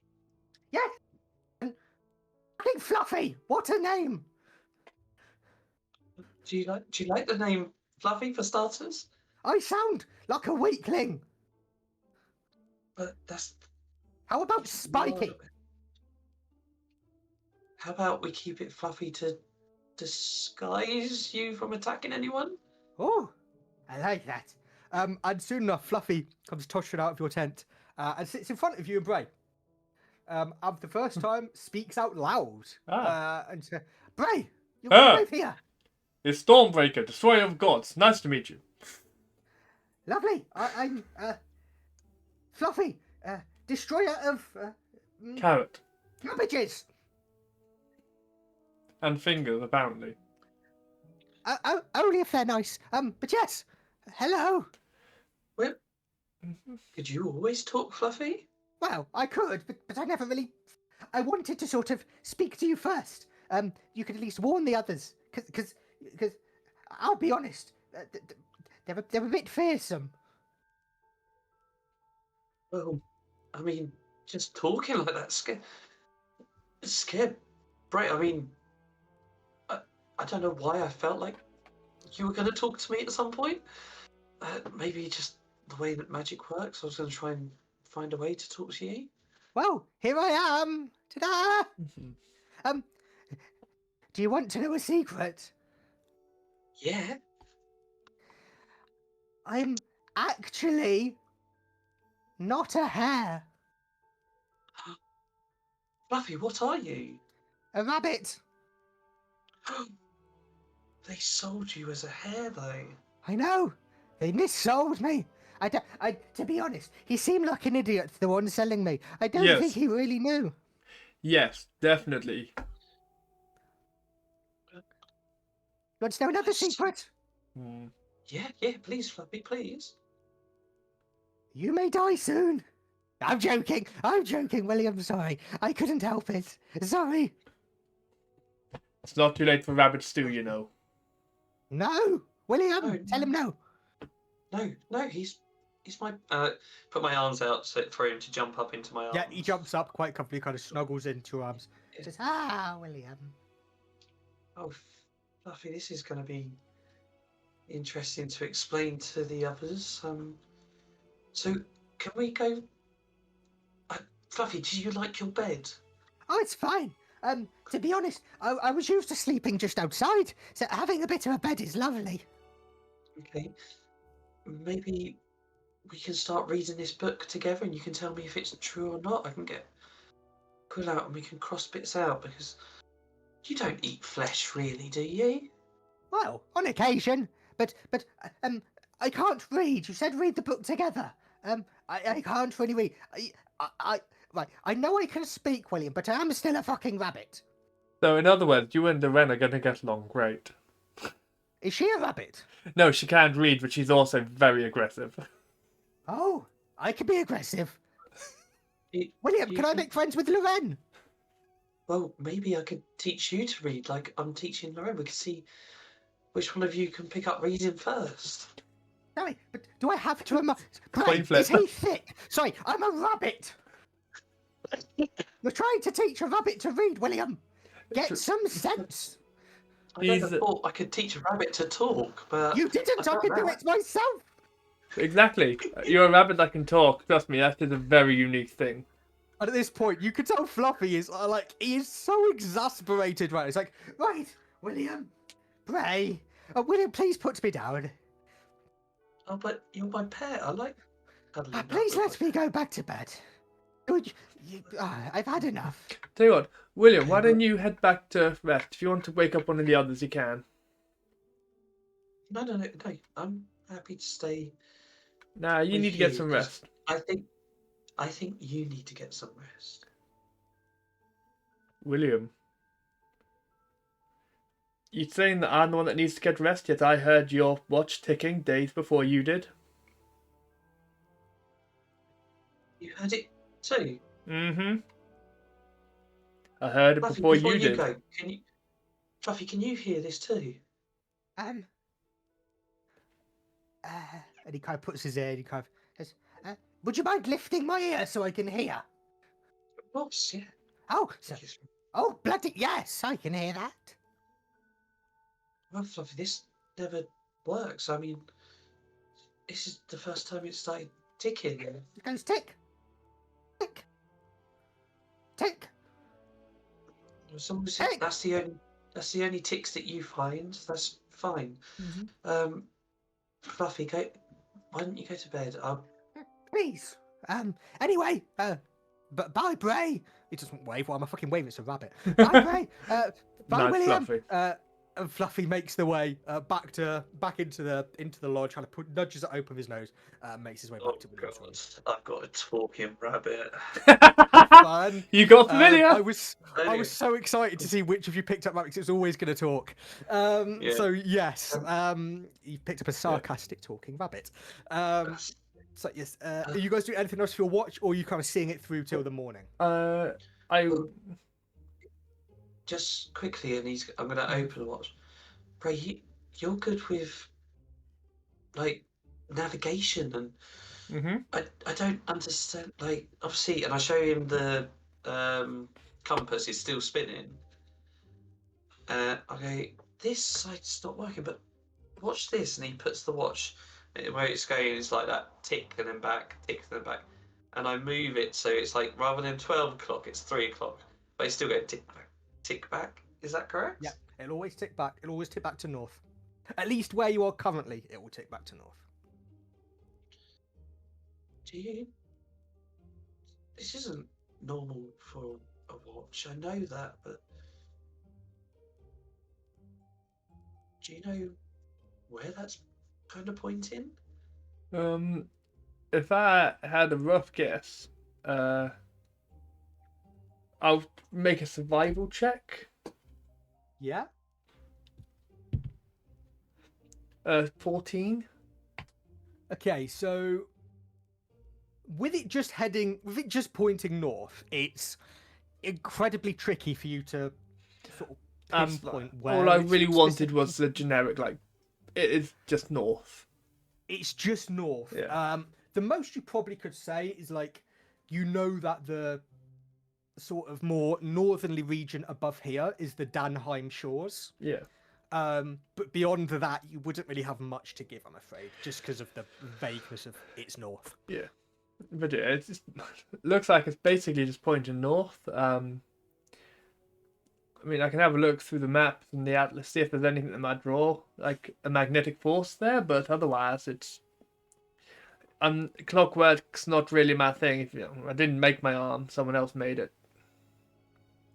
No, it's just I know that you've been looking at those maps and you really do study the maps. Well, when I was training, I didn't exactly have two arms, so there's only so much I could do. I grew up in a mountain tribe, not going anywhere. Then I went to a village, and then I ended up in a monastery. I haven't explored, and I wanted to, so I studied. I learned the maps. I got my atlas, and now as I travel, I sort of update the maps as I can. And I'll show you my map, and you see like where it's like road correction sort of thing, and then like there's like, oh, this is a marker of like where there's resting spots. You know, there's little bits like it's almost like I've taken what there was, drafted over it, ready to draw a new map when I've got like a spot to like, okay, let's draw this section fresh. Yeah. That must be quite tiring doing something like that. Oh, I enjoy it. Well, I mean, you don't really get that tired when you do something you enjoy. No, but you have to really concentrate, and I'm gonna do this. I'm gonna innate sorcery. 1 cast, and the mage hands are going to come up behind and take my loot off my back. And Bray, you really should go to sleep, go to sleep, go to sleep, little Tridey. Trying to see if I can start making him actually feel like he's going to be tired. Now, just so I know, DM, obviously I had heroic inspiration. I used it in our pre-recorded thing, because this is then basic timeline. Do I still That's have it, fine, or is yeah. it You still got it, yeah. just in case? No, it's not allowed to use it. Right, let me. Yeah, I'm using it. Okay. I'm gonna cast sleep. Yeah. That's what I was gonna get to. What's the DC? Because it's and what save is it? I should say. It's a wisdom save, Oh, that's good. That's fine. and because I'm using my innate sorcery, I've taken it to 15. It's like 2 levels of exhaustion minus. It's a straight roll. I'm 15. Meets it, beats it. Meets it, beats it. So I would say, I know technically meets it, beats it. Bray feels a little tired, but he's not asleep. He can kind of feel the exhaustion get into him and the tiredness beginning to kind of slightly hit, but he does stay awake. You know when you can feel your eyes drooping a little bit, but you're kind of blinking them awake, and Yeah. you feel like you've blinked and slept for like an hour, but all you've done is blink. Yeah. It's one of those moments. No,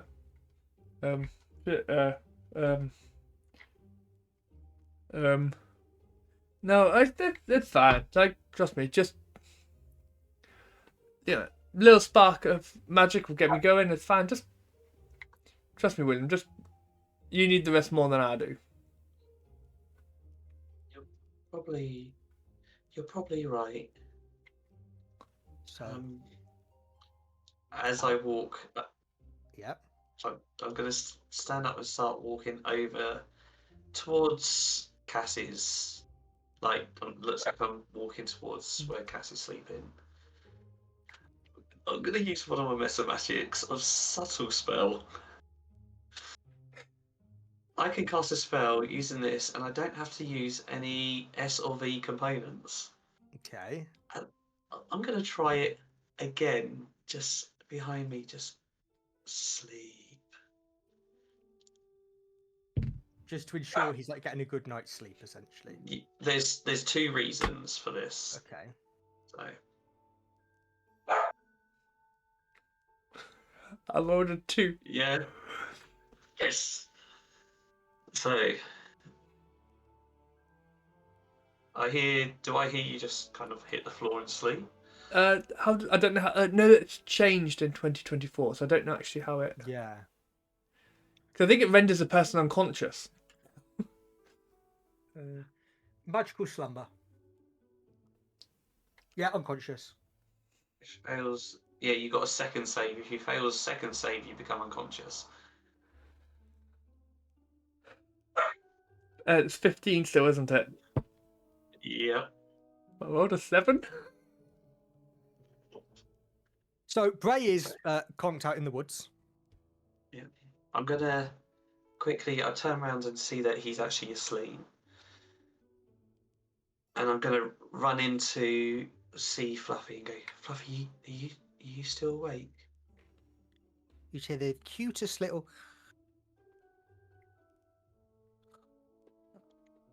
Fluffy, and I'm going to give him a little shake. Ah, what? William. Listen, at the moment, I don't want anyone to know that you can talk. We're going to surprise them. We're going to keep it our secret talk. You spoke into my head. Let's talk together rather than letting them know. Bray's asleep. If he says anything, I'm just going to say it must have been a dream.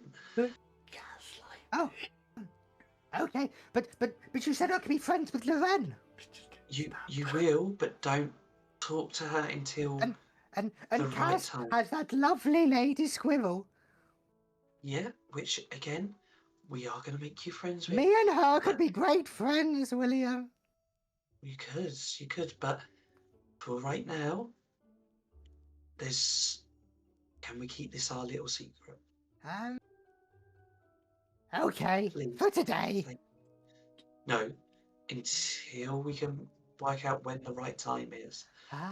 When it's all quiet and dark, and I go, woo! Well, yes, I like to, maybe we have to plan it the right time and maybe make them all jump, but we can't just do it, okay?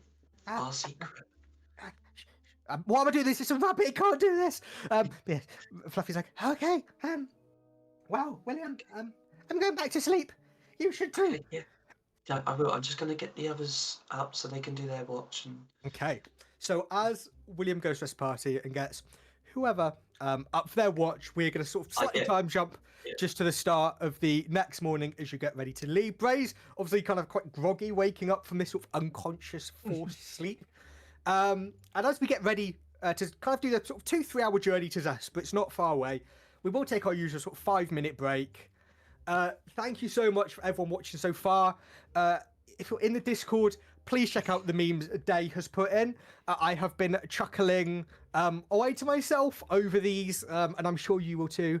But if you're not in the Discord, it's in the usual links. You guys know where to go. So thank you for sticking around for the past couple of hours.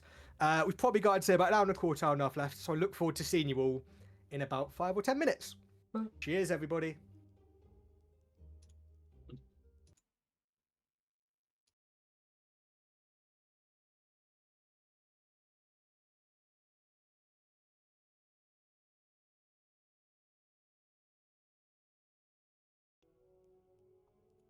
Hey everyone, we're back. Yay! You didn't even tell us. I had a mouthful of food.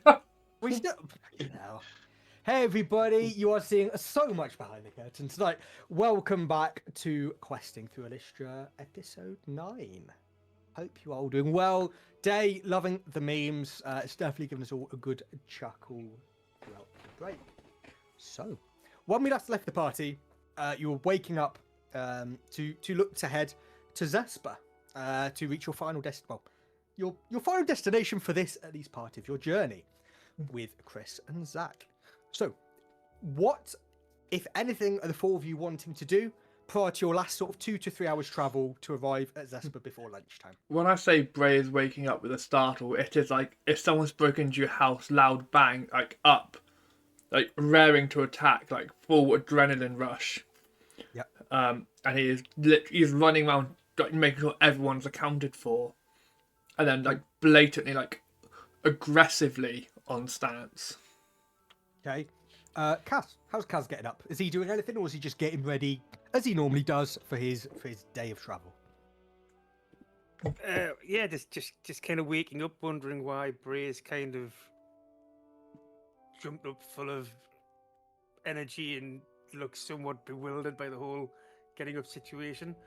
Yeah. Brilliant. Lorenn, she getting up or anything particular she wants to do before she leaves? Before she leaves, she's probably just gonna look in her pack, try and find her old ruined clothes, and probably rip a bit off just to kind of put over her wound on her hand. Yep. Because I think the past couple of days, it's probably just keeps getting cracked open where she's like holding her stuff and stuff. So she's just gonna make a makeshift bandage, tie it off, and just make sure everything is in order. Fantastic. And our resident trickster, it seems. William, what would William be doing, if anything, before you head off to Zaespurr? Oh, he's definitely not doing anything tricksy. He has a little chat via his brain to Fluffy. You're going, William! Fluffy. Morning. Morning. Remember, no one's allowed to know you can talk. Not at the moment. Not even Lorenn. Not Steve and Lorenn. We need to keep it just for a little bit. There's a lot that's going on. But you said. I did. But I also said that in front of Bray. And we had to get Bray to go to sleep so he can think that you talked in a dream. So What if I speak to his head and go, ooh, this is all a dream? well, listen, I'm thinking of a few practical jokes that I'm going to probably need your help with. Oh, like sneaking up and going boo. Well, it's ones that you wouldn't be talking. It might be using this little mind powers to send messages into people's heads, which should be quite funny. I could tell them. I have a scary voice. Do you want to hear it? Oh, go on. Let's have a little listen. I will kill you in your sleep. Do you like it? That would be perfect. We need to make sure we do it at the right time, though. Okay? When they're about to die. You will die soon via Fluffy and his fangs. Do you like it? That is definitely. It's like a bit different. You speak like in your lower register. Try it yourself, William. Oh, they would kill you. Exactly. We are scary. The terror, Yeah, that one. the dangerous duo, the bloody brothers, William and Fluffy. Fluffy, calm down. Calm down. Oh, Remember, I've got a bit everyone's- lightheaded. yeah, everyone thinks you're a rabbit that eats grass. Sorry, they think I'm a hare. I think still. Oh, well, yeah, they think you're a hare. Yeah, they're wrong though. Okay. Maybe that would be the first joke, but Oh, let's joke. wait a little bit first. Okay. Well, Fluffy will go quiet for a little bit. Bye bye. Yeah, Fluffy. Is William wanting to do anything else? Other than Get his having hand broken. an annoying yapping dog in the background. Okay. William just makes sure he's packed his stuff. When he goes outside, he gets his hands and he makes like gun hands, and he goes, "Ha! I'm giving you all AIDS." And he's cast the AIDS spell with the extension once again. And on the journey, he's just going to play a bit of music and just give Bray and Kas the heroic inspiration, just as they're traveling. Other than that, William's deep in thought about what Zach was saying about the whole, promises can be not broken, but they can change. And when he says that, he looks at the pocket watch and he's looking at where that thing's pointing. He's like, I need to find out where this is going. Maybe in his head, he's just like really thinking crazy. He's like, maybe this is Aurora. Maybe this is the way to get somewhere closer to save her. But he's keeping all of that to himself. His eyes are a little bit, ooh, but yeah. Okay. So as you're making your way to Zaespurr, and you're probably about 5 minutes away at this point, you're getting incredibly close. In the distance, you begin to see some, because where Zaespurr's located, it's just on River Zaespurr. I'm very imaginative with names. And it's very much these riverside homes on stilts. There's wooden beams you see carved with sort of these huge leaf patterns. There's rope bridges hanging between platforms. It's quite an earthy smell as you get closer. It's very much like some sort of murky water, but it doesn't smell bad with it. It almost smells inviting. It smells welcoming. And as you get closer, Chris turns to you, looking a little sorrowful, but thankful. Says, all of you, I must thank you. We are almost at Zaespurr, and it's nearly time for us to leave you, I guess, as we go fishing. I just need to say thank you. We might. I think Zach told William at least. We were smugglers once, and that was a dangerous time. But since we became old and quite a bit more frail, a little bit of guidance and guard is needed. So, thank you to all of you. I believe Zach should be waiting somewhere on the port. He's normally there sort of 2, 3 o'clock in the afternoon, so he'd be there for you. Mhm. But thank you. For all 4 of you. I'm sorry we couldn't have been more help in your troubles. But I believe Zach has thanked you with some coin. I'm sure William has let you all know. But anyway, we are needing to go now. Please remember, if you ever need us, find a fellow fisherman. We tend to generally know each other. But for now, tally boo. And he kind of heads off, and Zach just kind of walks past you all, and kind of sees William. Says, "I'm sorry. I didn't know he'd mentioned the coin or the smugglers. He's a bit of a bastard at times."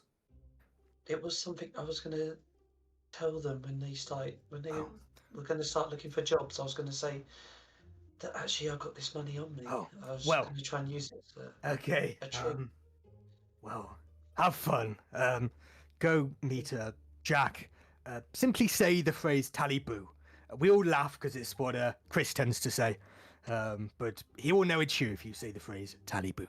But for now, I guess tally boo. And he kind of chuckles to himself and heads off with the cart, following Chris into Zaespurr. And you guys you've gained passage into Zaespurr. It's not been too much of a difficult, but you are very much just through the gates at this point. Right. Well, I guess first things first. William. Hiding things from the party? Yeah. No. My plan was when we started talking about jobs, I was gonna surprise you all with this bag of money that Zach gave me. I wanted to, make it like a big celebration type thing. I mean, there's 175 gold coins in this bag, and I'm going to be honest, I'd much rather someone else take it because it is bloody heavy. And what about the whole thing with them being smugglers? When were you planning on telling us about this? And the talking rabbit. Oh, yeah. Talking what? rabbit? Mm-hmm. Talking what? Fluffy's a rabbit, not a hare. Also not a fan of the name Fluffy. And in William's head he is, "William, is it my time now?" No, it's not. Huh? Okay. No. Bray, He's telepathic. He can speak to you in your mind. And he can also talk out loud. It's quite sarcastic.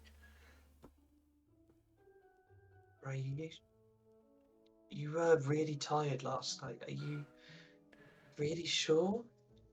I mean, yeah, I forgot about the smuggler bit, and obviously the gold I was going to tell you when they came to this. But this hair thing's a bit far-fetched, wouldn't you say? It's a hare. It says It's it a in my rabbit. book. No, Chris was the one that rabbit. This is a hare. Can Lorenn insight check him? I started. William, I will stab you again. Go on, William. Give us Stab him again. a deception. This is complete deception here, William. Deception against insight from Lorenn and Kas. I rolled an 18. What was it? 16 plus 5. 21. Oh, hi. So Lorenn's sensing a little bit of hesitation in some of these responses, but maybe that's just on William being kind of claimed to be a liar, just being uncertain on why he's being asked this. Mm-hmm. She's just gonna narrow her eyes at William, just nodding. And then she's gonna turn to Bray and be like, "What do you mean you stabbed him?" It's okay. He killed it straight afterwards. No, I'm not talking to you.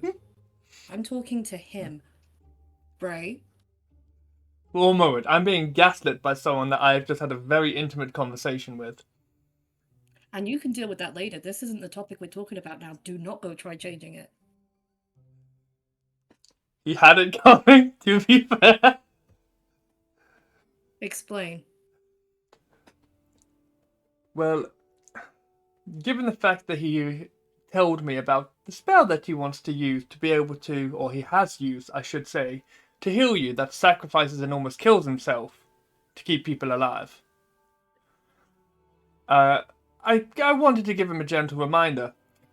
A quick, small stab to the thigh, which was then healed with the new ability that I picked up. Right, this is coming from the man that has confided in me about some of his scars and the way that he was brought up. And you really want to be just like those that you grew up with? Oh, he's stupid.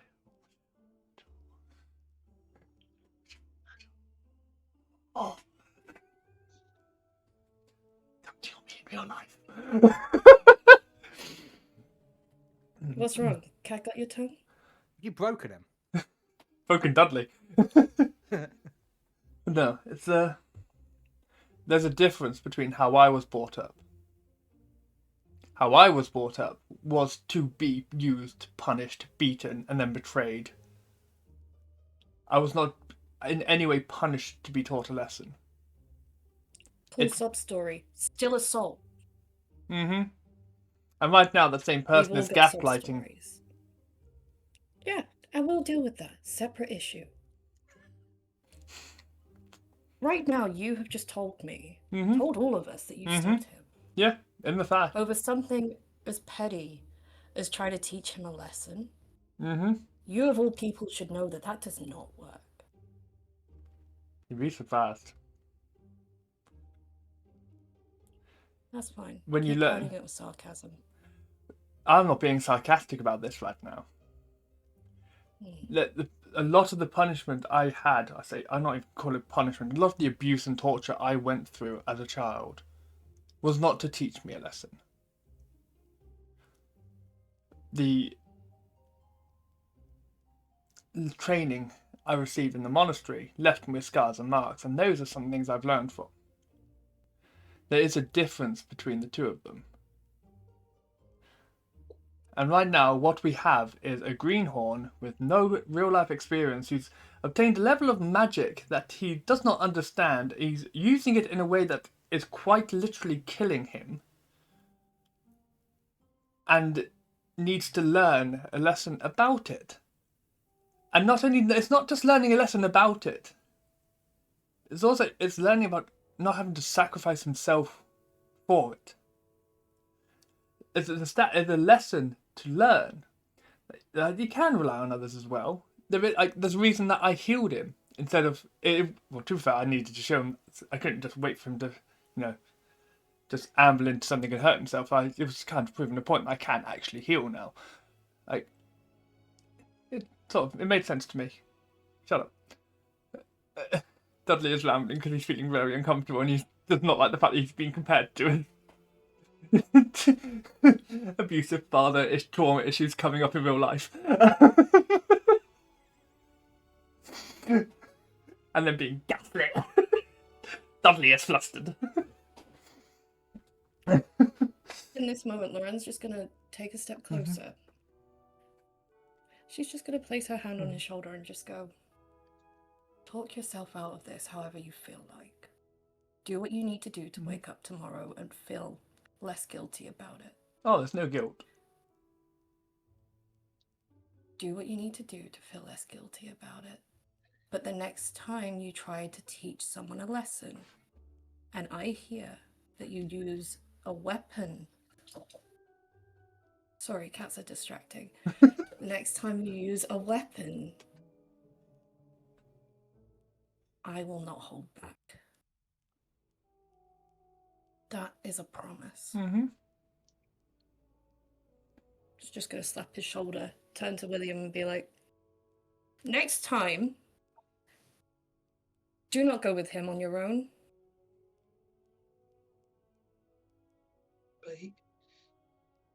I understand. But she says, I understand, Lorenn. Bray was brought up differently to us. I've come to learn this, that we all have our own backgrounds. What I think is right and wrong. We're killing those creatures. we should have walked away in my eyes, but you all taught me that those tabaxis are nightmares running around this town. But you need to understand that everyone, we're learning from each other. It may not be the best lesson, may not be the right lesson, but it's a lesson that's actually taught me to rely on you guys and not put myself in so much harm's way. I'm glad that you learned something from it. Positive.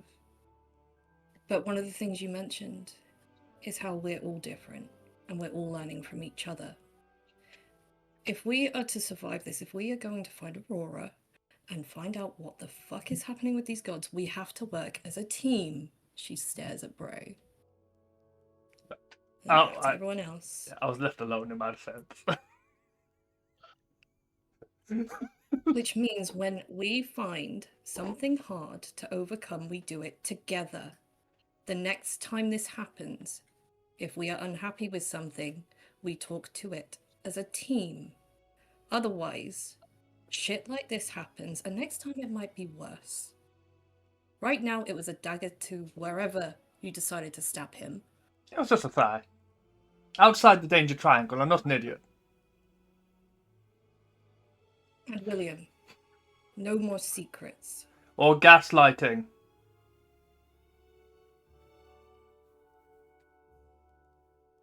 Are we all in agreement?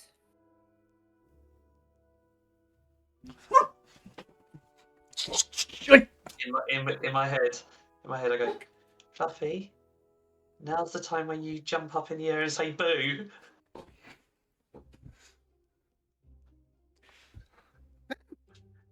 Why is no one No jumping, secret. William? No, you should jump in front of him and go, boo, I can talk. No. Oh, sorry. Lorenn, will you be my friend? Boo, She sorry. sees- If it's in front of her, she's gonna see it and go, "What the fuck?" and try and kick it because it's just like. I will do that, Fluffy. Okay, roll to hit, please. That's like a 9.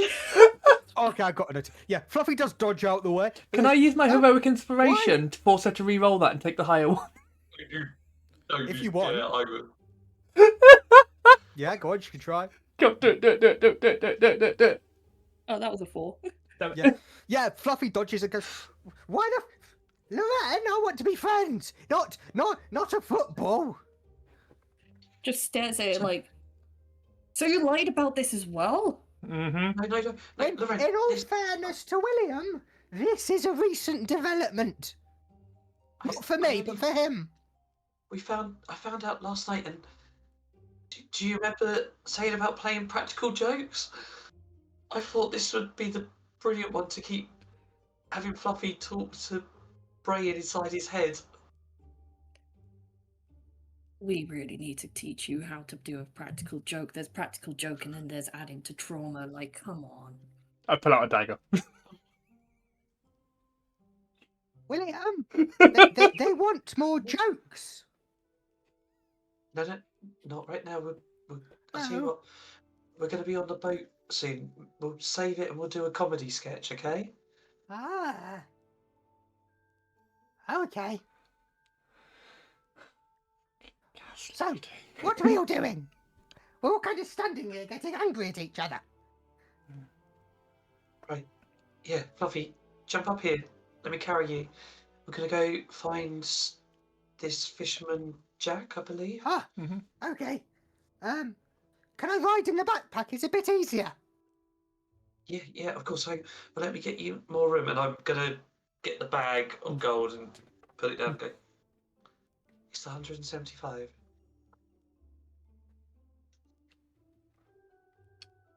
Can I have it?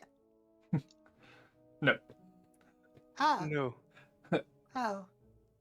Lorenn, can I have it? Why would I say yes? Everyone else said no. Because you're my friend. Apparently you like rabbits. No. Ray said something about rabbits and Lorenn. Don't listen to him. Half of the shit that comes out of his mouth is just that. Oh, well, okay. William, pick me up. Okay. Pick him up, put him in my backpack. And yeah, he goes quiet. I suggest we take 40 gold each Mm-hmm. and keep the rest shared. Okay. William, are you wanting to keep this money in yourself, or you want me to put it in your pouch? I'll take 5. Do you mind putting the rest in my pouch? Of course. Please. Hmm. Thank you, Bray. And then I'm going to turn to Lorenn. I'm going to grab her hand where she's got it bound, and I'm going to push my thumb in to the point where it will hurt, and I'm going to cast Cure Wounds just to heal the wound, and then I'm going to walk away. And I'm going to... It's not like storm off, but it's very much... I'm going to do dope monk shit, and I'm going to get up to like roofs and just like up. Are you, if the party move on, are you going to sort of follow them but from the rooftops? Kind of. I'll keep the sort of it's just keeping a level of distance right now, but yeah. Yeah. Okay, so what are the other 3 wanting to do? I am sorry, guys. I wasn't trying to lie or hold back anything. I had an idea. I should have spoken straight up.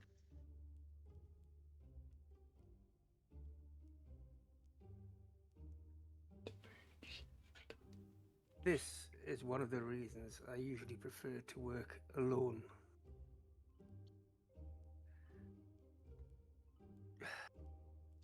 I don't know what Bray was thinking when he stabbed you.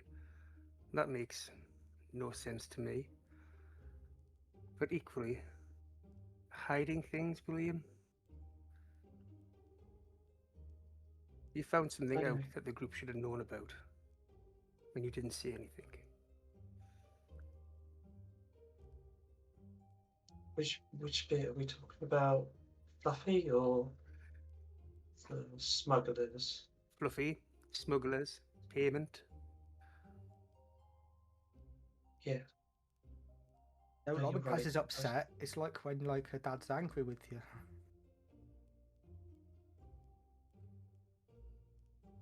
I know. I should have gone for. I was just trying to be ready to uplift everyone. And you do that normally, William.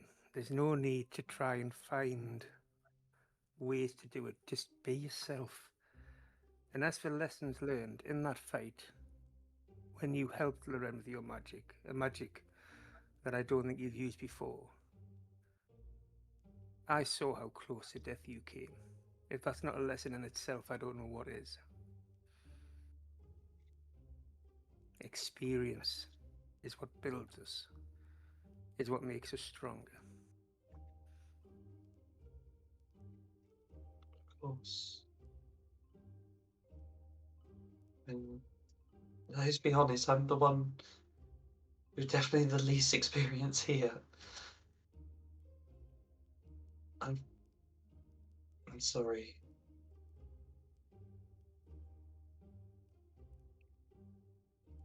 You'll come to find that apologies are one of the more important things. It's appreciated. And it'll help you get on that journey of gaining trust again.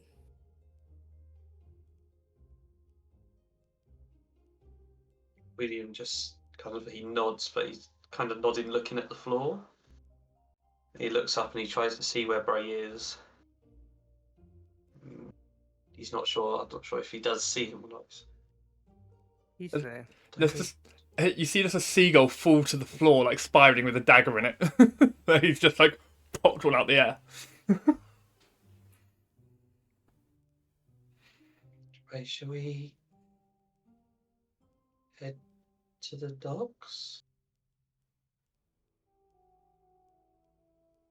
I think so. So, as you all make your way to the docks, you see a few boats, a few ships there. And there's one boat in particular. It's almost got sort of a musical lyre, a bit like a harp, with crossed swords above it. And you see an old, quite thin, probably sort of 5'7", 5'8", not massively tall, but a thin, elderly gentleman playing a lute, just sat beside the boat.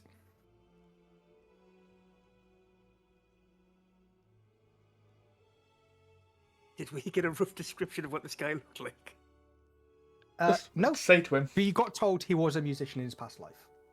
Oh, fair enough. I've recovered Oh, my dagger, by the oh. way, when they walked off. I'll walk up to him.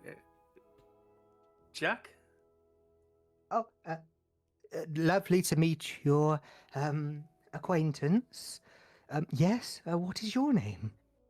My name's Kas, and by way of greeting, may I say Taliboo? Oh, yes, Zach and Chris's friends. I was told you'd be coming. Yes. Welcome. Welcome. Sorry, I wasn't prepared as much as I'd like to be. How are you?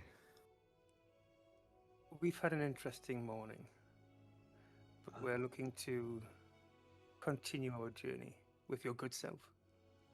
Of course. I believe you were heading to the Kabar, wasn't it? Chris had me told. Yes. Well, I could help you sail to Impa. Is probably the most sensible port. It's a small little village. It's not massive, but you're literally just on the pathway to the Kabar from there. Not even. Well, to be honest, you're on the Kabar. You're on the region at least. That sounds ideal. It'll save us a lot of time and effort, I believe. Of course. May I ask when you're needing to leave? I believe the waves are meant to get a little bit choppy soon. Whether we try and beat that would be a bit of an advantage. Oh, I mean, we'll follow your lead. Will we need much in the way of supplies for the journey? Oh, the boat is ready.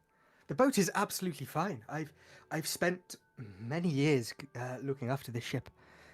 It was my first ship I got when I started sailing and fishing.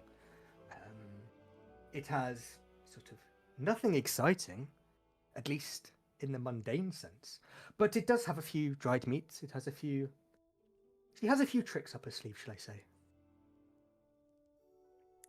That sounds more than acceptable to myself. And I'll turn around, look to Lorenn and William, and see if I can see where Bray is perched. Bray just appears from behind. He's ready to make sail, I believe is the phrase, if we are. Yes. Right. We currently have 30 sets of rations. We can hopefully gather more from the sea. Oh, of course. And he kind of points. You see some fishing rods. Says, "I'm quite a fisher myself. I point any at my of you gill. able to use this? I point at my Oh. gills. I will try my best not to fish you up, my friend.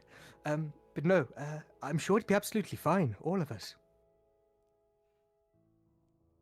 How long of a trip are we looking at here? It's not going to be short. I reckon we may be looking at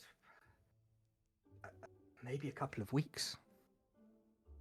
That's fine. Give me a few weeks to work on some cooking. It's a lot quicker than going by foot, I tell you that. That would be a few months, I believe. I might go. Is there a general store around here that I can quickly run to? Oh, there's many. There's a little shop just on the corner of the port. It sells basically. He walks everything off. what you're I after. just walk away. But he doesn't even finish his sentence, and I'm gone. Cool. What is anyone else wanting to do?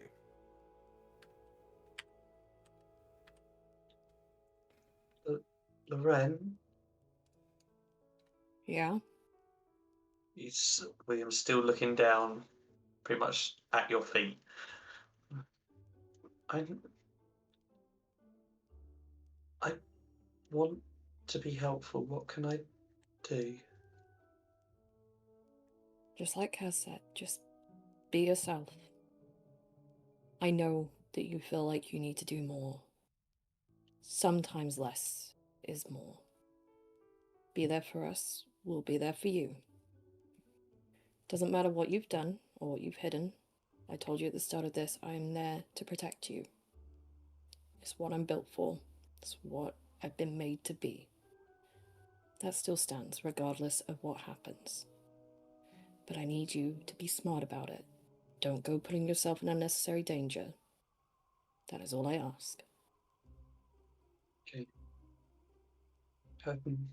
If we got no more secrets, have you been in your scrapbook lately? Have you seen... I started making some little sheets to teach you some of the letters and numbers, how to write them a bit better. She's gonna look confused and look in her book. And when she sees them, you see her shoulders sag a little bit. And she's gonna take the papers out, look at them, before folding them and just gently passing them back to you. And just go, I appreciate it. Now's not the time. Okay. Okay. Whilst she's going on, is there anything Kaz wants to do before we go, just so I can... I'm gonna sneak after Bray. Okay, so whilst Kaz is going to sneak off to Bray, William, Lorenn, is there anything else you two would like to do?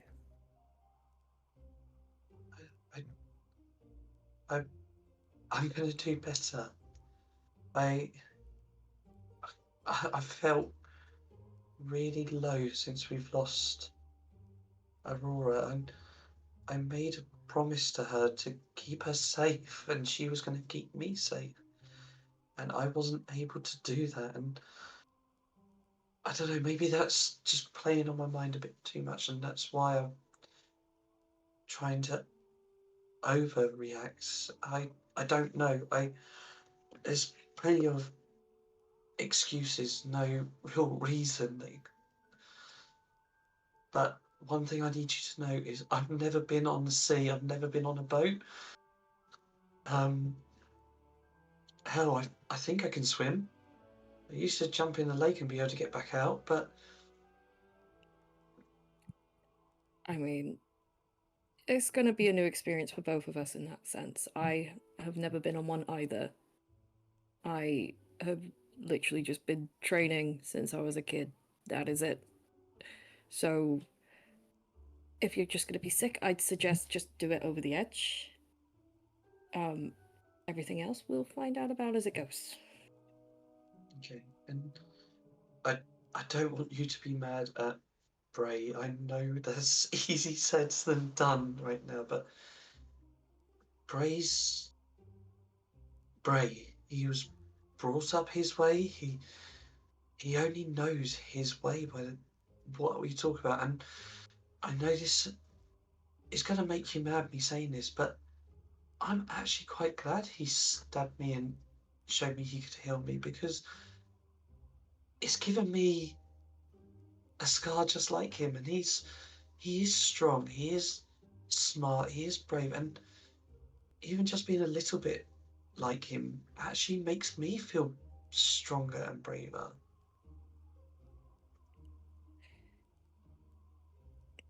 You don't want what Bray's been through in order to feel stronger. What he had to go through, I cannot imagine how much stress and weight that puts on that man's shoulders. I have been through my own shit. My scars? Up until leaving Angelata, I have never been in a fight in my life. At least not a real one. I mean, this ear over here, and she takes the earring off just to show that there is a clean cut across one of them. She just holds it in her hand, and I got this from training. It was meant to be a blunt weapon, and my opponent chose a sharp sword on purpose. This one, and she shows the ones just on her cheek. The only time my father ever laid a hand on me was from this. And that was because I got too close to the person I was trying to protect. And he told me if I ever befriended them, then they would do something stupid to protect me one day. I didn't need any other scars to tell me what's right and wrong. I didn't need any other scars to tell me what my worth is. Those scars that I have are ones that I deeply hate. And they didn't make me stronger. It's what I know about myself that makes me stronger, and what I know I can do, and the lessons I learn along the way. Like I said back there, if you've taken a lesson from it, good for you. But if he does it again, I cannot promise that I will not react to it. Okay.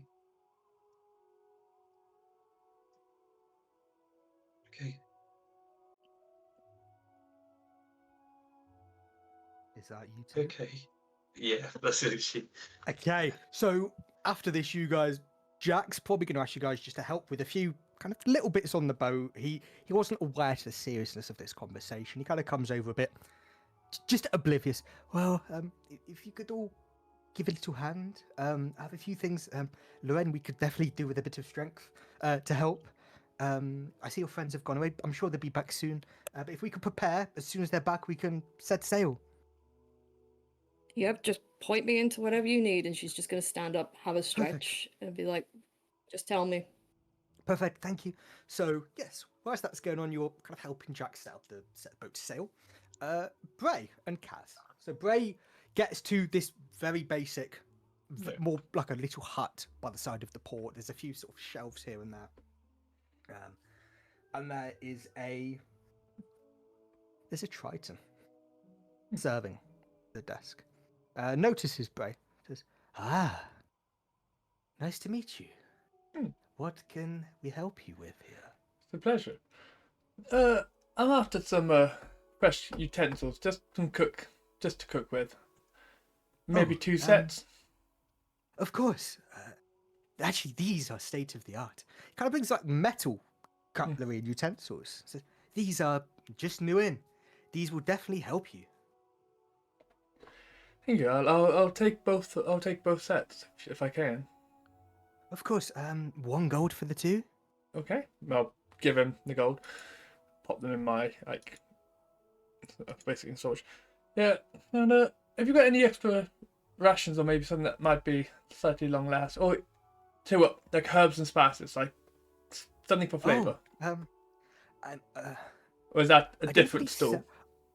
I don't typically sell them, but I have sort of a few basic things that could be used to at least make some herbs and spices.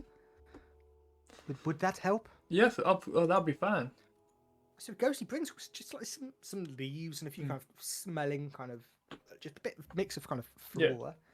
But he says, look, I'm not going to expect money for these. I was just collecting them this morning. You're more than welcome to have them. I thought they'd be of use, but I'm not much of a cook myself, so if someone could make use of them. I mean, I'm certainly can do my best with it. Thank you kindly. I'll say, as you asked for that, Kaz, whether he arrives, like, it's not really got a door to it, it's more like an open hut. Kaz arrives, like, depending how close he wants to be to Bray, Kaz is now sort of on the scene.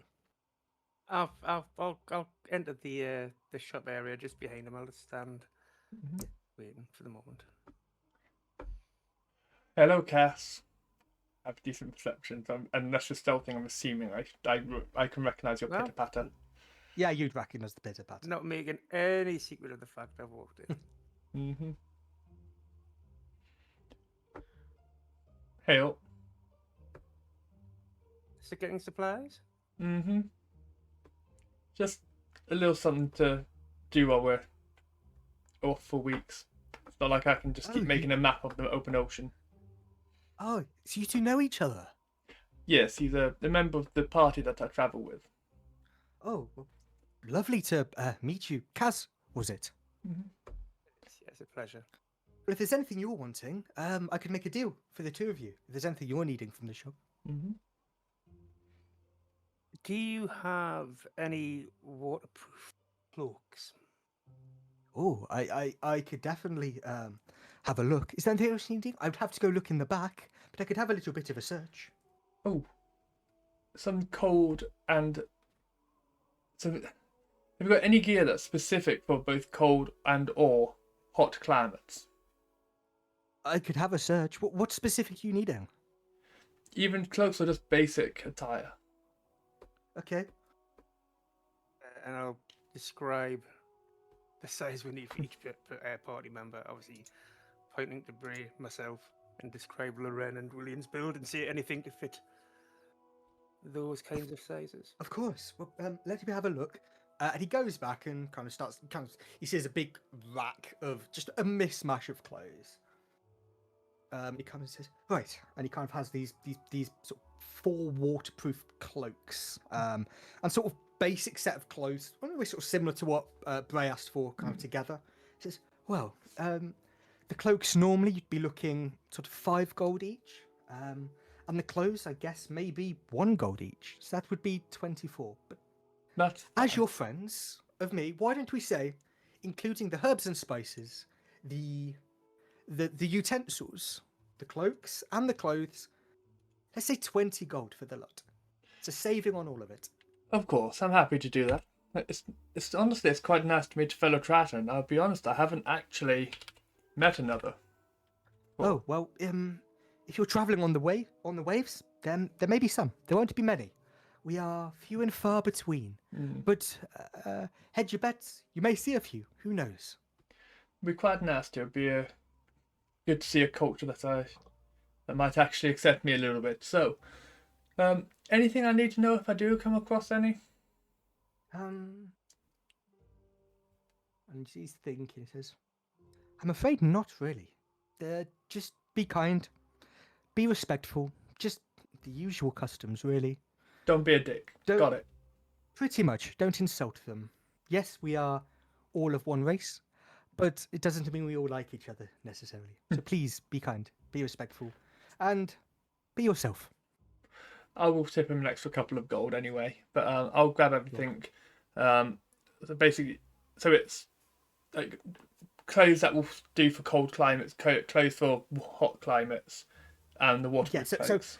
it's essentially a D&D version of like the zip-off shorts that you can get for like, camping. It's essentially that. It's probably not zips. It's probably some sort of like rope you just kind of tie in, like in through loops to hold it there. Like essentially corsetry, like the laced up like. Yeah, it's pretty much like that, but you can either attach the legs to it or just have it as shorts, the same as sleeves and t-shirt. Is there anything else Kaz would want from the shop, or is Kaz kind of happy, content, and ready to head to the ship? No, that's all I really wanted to buy. We can take that out of the party loot. I've got it already. It's for the fine. group. I've You already don't paid have it. to. That's what the gold's there for. I know. That being said, then I'm going to take a healing potion out of my satchel. I'm going to hand it over to Cass. Okay. So, you guys make it back to the port with Lorenn and William and Jack, and you see they're all maybe looking a tad impatient. They're ready to go. Jack is, you're all here. Well, get on the ship. We really need to get going to avoid the worst of this weather. I mount the ship, and as I do, I just create a little orb above me, just to predict the weather for the next 24 hours. Yeah. So the weather is going to be rocky. It's not going to be an easy rideable ship. So as you begin to leave, the port of Zaespurr begins to fade behind you. A maze of timbered docks and the bustling merchants slowly shrinking into the haze.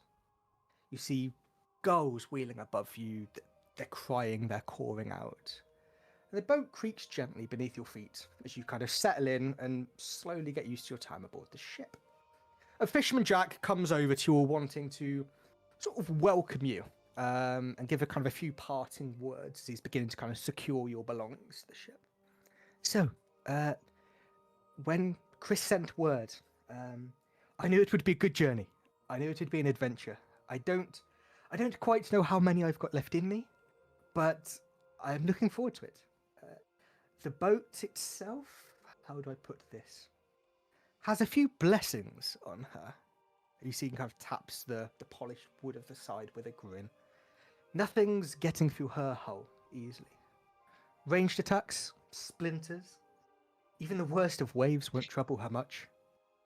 And well, the enchantments, they make sure she behaves herself, come sun or storm. Keep your heads, and the sea will treat you fair. And as he says these, the words sound very casual. The fact he's just told you this ship is virtually impenetrable comes pretty easy to him. And it does sound a bit like a sailor's superstition, but for those who've paid maybe a bit more attention, hey, maybe have a little bit better perception, there was a subtle underlying reassurance. This vessel is much more than a simple ship. As you look closer, it seems to almost shimmer, the air around it carrying a soft protective hum. And as you're going on and kind of the morning sun going to lunchtime is beginning to burn through the mist, you see the water ahead begin to ripple slightly unnaturally. And at first it does seem like a trick of the lights, but then the waves darken, swelling against the calm, as if the ocean itself is breathing. Slowly, impossibly, a massive vessel claws its way from the depths, timber groaning and barnacles scraping, as if the sea itself spat it out. Its sails hang like tethered shadows, and a chill wind carries a smell of brine and decay. And the ship launches towards you, oars dipping violently as though guided by some malevolent will. Figures appear along the deck, hulking shapes armed and ready, faces obscured by shadow. The enemy vessel collides with yours, with bone-jarring force, splintering the water around you. But your enchanted hull holds firm. A faint shimmer almost passes the other ship away as it gets near you. And Jack looks towards you all. She doesn't break easy. Mm-hmm. Not to them. And as you look, arrows and thrown weapons glance harmlessly off the boat, repelled by this unseen sailor magic that Jack mentioned. But then, from the dark depths, shapes writhe along the hull of the other boat. Sleek, scaled bodies cling to the enchanted wood. Nails and bodies scraping against the boat, as if it's testing its strength. You see these eyes gleaming with predatory hunger, fins twisting and tails lashing. The water churns around you, foaming and dark. But now, the tension snaps like a drawn bowstring. The enemies surge forward with their ship. As I ask you all, as I move you into a little map, to roll for initiative. I'm a water boy and I get to go in the water.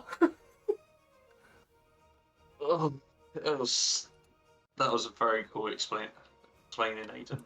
Thank you. Awesome. Thank you. Oh, we've got a decent sized boat. Yeah, you've got a big old boat, guys. It's a nice little boat he's got.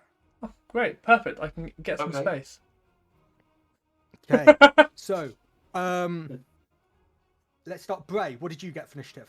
I've got 18. Nice. William. I got 13. Cool. Lorenn. 4. Lorenn. And Kas? Disappointing 10. Okay. The combat begins, and first of all, it's this. Which one is this? So which one it is? It's this one here. Okay. So this. Actually, Bray would definitely know about Sir Hogan.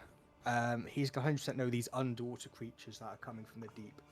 And this, what you see, it's got kind of a staff in one hand, and his hands begin to glow as it goes to fire almost a magic bolt of energy to William. It sees almost like someone that looks like kind of a fellow magic user. He's noticing probably the glowing around you as you're used to in combat. Pardon me. And that is a 15 to hit William. It comes in, you see the two mage hands come out and they kind of clasp together, but then they bring like a big circle in front, and the shield that he's carrying on his back, almost a complete replica in front of him with the moon on it. He's cast shield. Cool, yeah. That's fine. Okay, it's now this little warrior here, who you see kind of, they're not the smartest. It's going to go for William again. You see it kind of gets this javelin and goes to throw. You see it pick it up almost from the sides of the ship as if it grows out of the wood that's attached. You see it just almost appear in its hands. It throws this javelin for a 9 to hit William. Shield still keeps moving. He's happy. It is now Bray's turn. I did a little teaser for Christmas. Please don't go large and destroy my creatures. You'll all understand that in 12 days' time. I don't know what you mean. I did no such thing. Yeah, I only destroyed no one. idea what you mean. Yes, Bray, you are up. Right. For argument's sake, tentacles, map or actually there?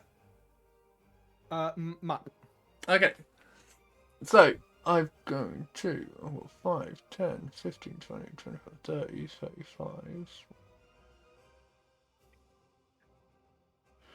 I am going to use bonus action. So, as Step of the Wind, without expending a focus point, I can take dash as a bonus action. Cool. Trident in hand, I'm basically going to dive into the water.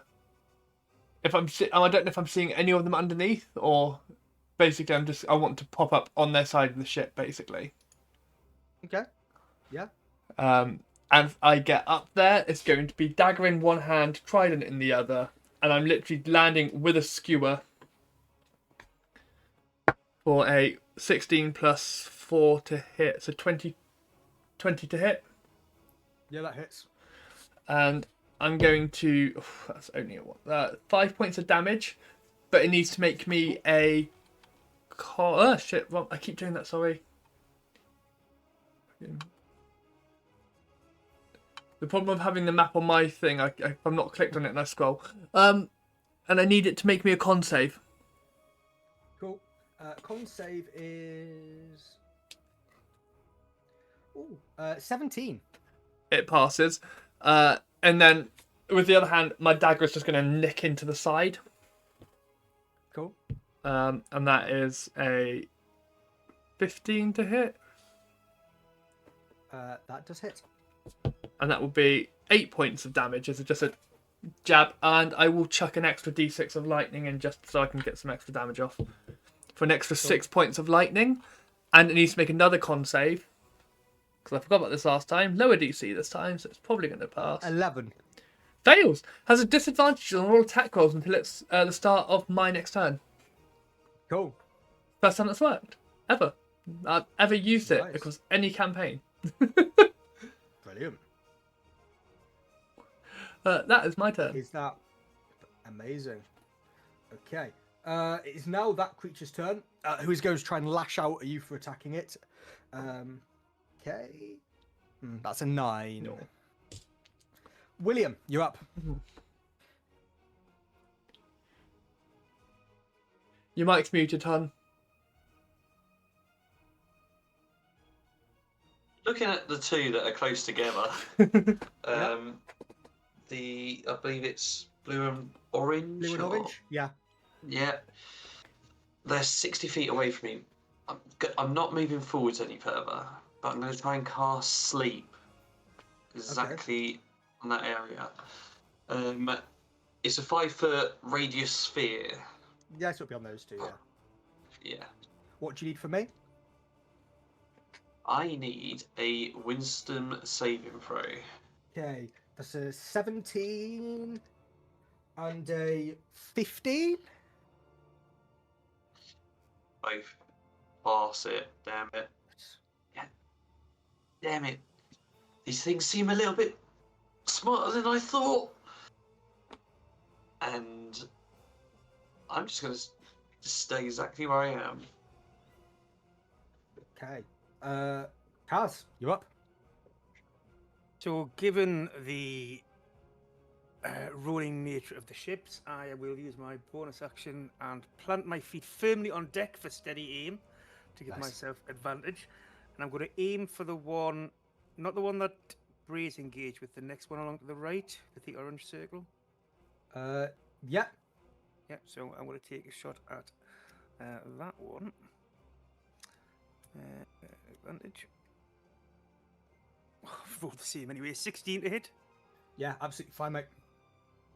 So damage from the crossbow on that is 8 with Nice. sneak attack on top, giving it an extra 5, so 13 total damage. Okay. As Kaz plants his feet and gets ready to fire this crossbow, kind of get me to protect his friends, at least from where he can. He fires his crossbow and almost goes straight through the gills of this creature and severs any resemblance of life it's got as this one bolt destroys this Sahogan in front of him. I take that quite happily and end my turn there. Okay, well, it's now that one who's dead. So, Lorenn, it's your turn. Right. I think she's gonna kind of like, seeing everything going on, she's gonna stagger slightly a bit closer. If I there we go. Just about here, just so that she's as close to the edge as she can get. Yeah. And then she is seeing everything going on, probably getting a bit amped up. The emotions from earlier are also still running a bit riot in her, so she's raging. And she's going to try and recklessly attack with one of her hand axes. She's going to try and throw it at the little guy at the bottom, the yellow one. Yep.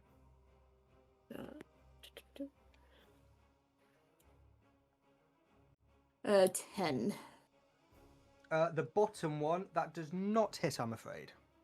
Okay, so in that case, she just sees probably the hand axe fall into the water and just go, right, I need to get closer. And then she's just going to make a plan for that. And yeah, just end my turn there. Okay, it's now this Sahugan who's going to try to throw a javelin at Lorenn, seeing kind of her attack with throw. He's going to try and go back for a. Well, it doesn't have advantage. I'm gonna get rid of it. I see this attack. I look, go, no, and I'm gonna try and get my mage hand just to get in the way, type thing. Just... Well, I rolled a 2 and a 3, so you're absolutely fine. It's now Fisherman Jack, who's going to try and run to his friends, and he can't do much in terms of at least things. He's tried to stabilise the boat from there. He's almost sort of jammed the wheel to try and keep it there. But you just hear shout to Bray, Bray, this boat is safest. This has protections. And that is Fisherman Jack's turn. As this creature equally heads towards Bray, and its staff, you see it going, it begins to glow and almost get sharp at the end. It almost morphs as he goes to strike you with this. Am I being shillelagh'd? Staff. Well, I rolled a 10, so I doubt it. No, you're not shillelaghing me. Exactly. Is now this warrior here who, seeing Lorenn get closer, he's going to try and throw his javelin at Lorenn for a 13. I don't think hits. No. No, my creatures are awful tonight. Bray, you are up. Right, I'm going to attack the one in front of me with the trident again. See if I can get some shit off. Dirty 20 again. Yep. Rolled max dice this time. 8 plus 4, 12 points of damage. That's dead, Bray. As you strike it, it just crumbles. It doesn't even let out a cry. It's the moment you hit it, as if it's an instantaneous death. And as I do, I'm sort of to spin the dagger out. I'm just going to bring it back round behind me to nick the one behind me. Yep. For 21, because she's rolling. Even with, like, you cleared one level of exhaustion, which means it's only -2 instead of -4, which is very useful. Yep. You're welcome. 9 points of damage with that. Cool. Flurry of blows as my bonus action. That is a 19 plus bits, and then 15, so it would be 23 and 15. They both hit. Okay, that'll be 18 points of damage as I literally just... This is not calm, controlled Bray, where it's like tactical strikes. This is pummeling the shit out of something. Like, this is... Pummeling Bray destroys this creature behind him. This anger has... Seeing this sea creature be angry and aggressive towards him has almost awakened something within Bray, and he has destroyed this creature entirely. To the point of almost petty aggression, where he will quite literally stamp on its head as he's turning to face the others, and he is going to use his movement to run in to melee with the other two. Okay. Is that Bray? Yeah. William, you're up, mate. Okay. I see. I'm trying to watch, seeing Bray being really sporadic and not fighting the way that I know Bray does. He could get overwhelmed.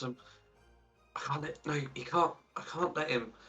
I'm gonna innate sorcery.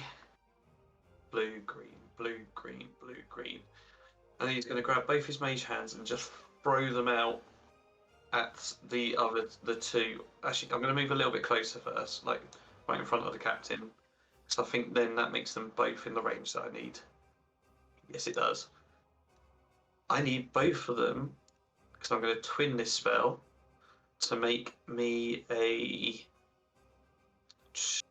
another wisdom save. Just a wisdom check, I think it is. Yeah. Cool. First one is a 9, and second one fails. is a 12. I don't think that will beat. No, they both fail.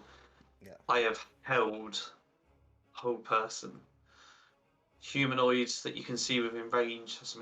If not, they have the paralyzed condition for the duration.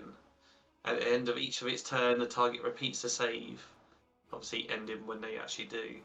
But I'm holding on to the twos of them, so they cannot move. They're paralyzed. It says humanoid, yes. It does say humanoid. Okay. Really hoping. So we find out their monstrosities. That's fine. William is confident this is working. Kaz, Yeah. you're up. I'm going to move across the deck because I can't see very well from where I am. Kind of plunk myself between Lorenn and the captain, and I'm going to take aim at one of the ones engaged with Bray. I'll do the orange circled one. Cool. No idea what else is happening, so I'm just going to attack it. Cool. Important question though: 17 to hit. if it's paralyzed, you'd have advantage. You don't. I'm just double checking. I was just double checking. You don't. Oh, attack rolls against you have advantage. So yeah, if they're paralyzed, they would have advantage. Chris is okay. So they're not It paralyzed. doesn't. Nope. The 17 hit. 17 definitely hits, mate. Yeah. Yeah. It was the yellow one we said. Yeah, or was it the orange? Sorry. Orange one. Orange, perfect. 7 on that, and because Bray is within 5 foot, I still get sneak attack. So that gives me, when I find it again, there we are. It's an extra 4, so not very good. 11 damage total. Nice. So it hits it, and it unfortunately does not do as well as Kaz did in the first turn, but it definitely does a lot of damage. There's screams coming out, there's blood flying out of this creature. It is looking like a hell of a sight. Is that Kaz? Reaction, I'm going to say, Bray, get back over here. And that'll be my turn. Lorenn, what would you like to do? So she, seeing Bray come down, she is also gonna yell like, "What the fuck are you? Get back over here!" What? And she is, since he had already killed quite a lot of them, she's gonna stay on this ship, and she is once again gonna get another hand axe, recklessly attack at the yellow one once again.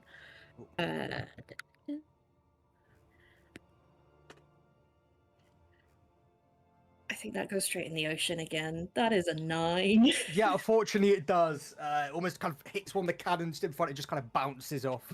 I to need the new floor. dice. I need Is something. that Lorenn? Yeah, that's Lorenn.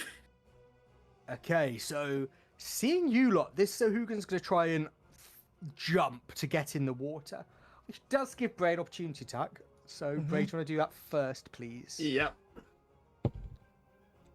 That is a 14, That hits. and that is another 7 points of damage. Cool. This creature is dead. It tried to jump in the water to try and chase you guys, but unfortunately did not quite succeed. And Jack, again, seeing this sort of attack, he runs back to the helm, trying to steady the boat, hold the wheel, try and make it a bit easier for you all. And Juices, for the next turn for all of you, well, actually, no, not for Bray, 'cause he's not on the ship. For anyone who's on the ship, you get a +2 to your attack rolls for the next turn. It's now Sahugan Warrior, who is going to try and slash out at Bray, seeing it destroying so many of its friends. Oh, that is a 19 to hit. That will hit. Silvery barbs. That might Leave not it hit. alone. That's a 9 to hit. That will not hit. Bastard. Bray, you are up. I'm basically doing an all-out pommeling again, so I'll start with the trident. Yep. That is a 19, That hits. and I'll chuck in my lightning as well on this one. So that will be a 5 points of lightning and 8 points of piercing. Okay. And a con save. Bray, Or- it's dead. Oh, okay. It's dead. As Bray strikes it, this creature fries and dies and falls to the ground screaming. I'm However, going. as- Carry on. What's Bray going to do so I know how I'm narrating? Oh, he's piercing it into the deck of the ship, foot on the back of the trident. He's pushing it down, grabbing each arm and literally just pulling it, like all of his strength, as if he's like trying to pull it apart and like tearing it while it's being pierced. And would Bray be jumping back to the other boat or not? It depends if anything. He literally, at this point, he's not even looked to see if there's anything around him or not. I So will he's- say, as the final creature begins to die, let's put it nicely, as they begin to die, not get eviscerated, they just die. You notice the boat almost begin to fade out of obscurity, slowly beginning to lose presence within the water. Am I fading with it, or is it just a boat? Just the boat. I was like, I will dive into the water, and I will see if I can find a hand axe or two. Because I'm assuming they're not just gone straight in a... You can probably pick those up. Yeah. And You make your way back to the other ship. Yeah, and I will quite literally think Harry Potter when he's had the gillyweed, like, up, Yeah. it's shaken off as I land, and I'm just going to throw the hand axes at Lorenn's feet as I walk to the other side of the ship. Okay. So as you make it back, and as the last of the attackers sink beneath the waves, relief washes over you all. Your boat, shimmering still faintly with Jack's enchantments, at least promises safety from the dangers above. The water's calm, the sun's glinting on the surface, the other ship has disappeared for now. But then a sudden, violent motion shatters the peace.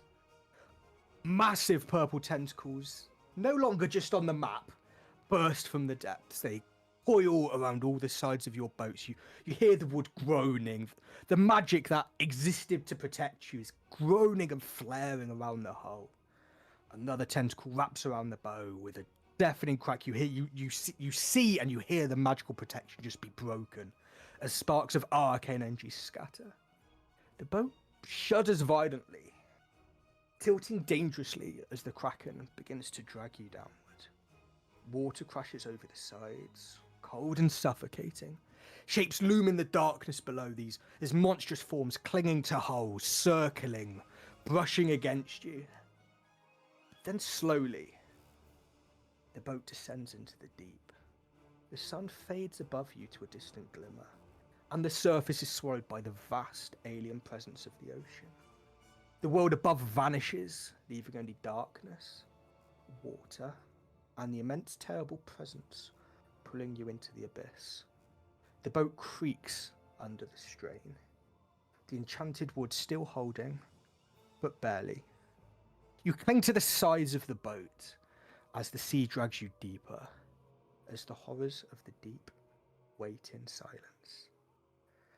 And that wraps up our final chapter of the Chains of the Pantheon for 2025, as the abyss swallows you all, and the fate of the party remains uncertain. So, thank you everybody for coming tonight. Thank you everyone watching for being our lovely loyal viewers. Thank you to my friends for being the party who I have potentially drowned. It has been a I'm fine. interesting. Yeah, Bray is fine, but the rest of you, it's been an incredibly interesting 2025. Thank you so much. Please don't kill them. Bray's got enough armor. guys, before we go, again, thank you, Aiden, for Boys. running this world and everything. Is absolutely awesome. And be ready, guys. Get on our link tree. Make sure you're looking at stuff. We are going to be getting these posts out on Instagram. We are looking at the stuff for TikTok, but you know where we are on Discord.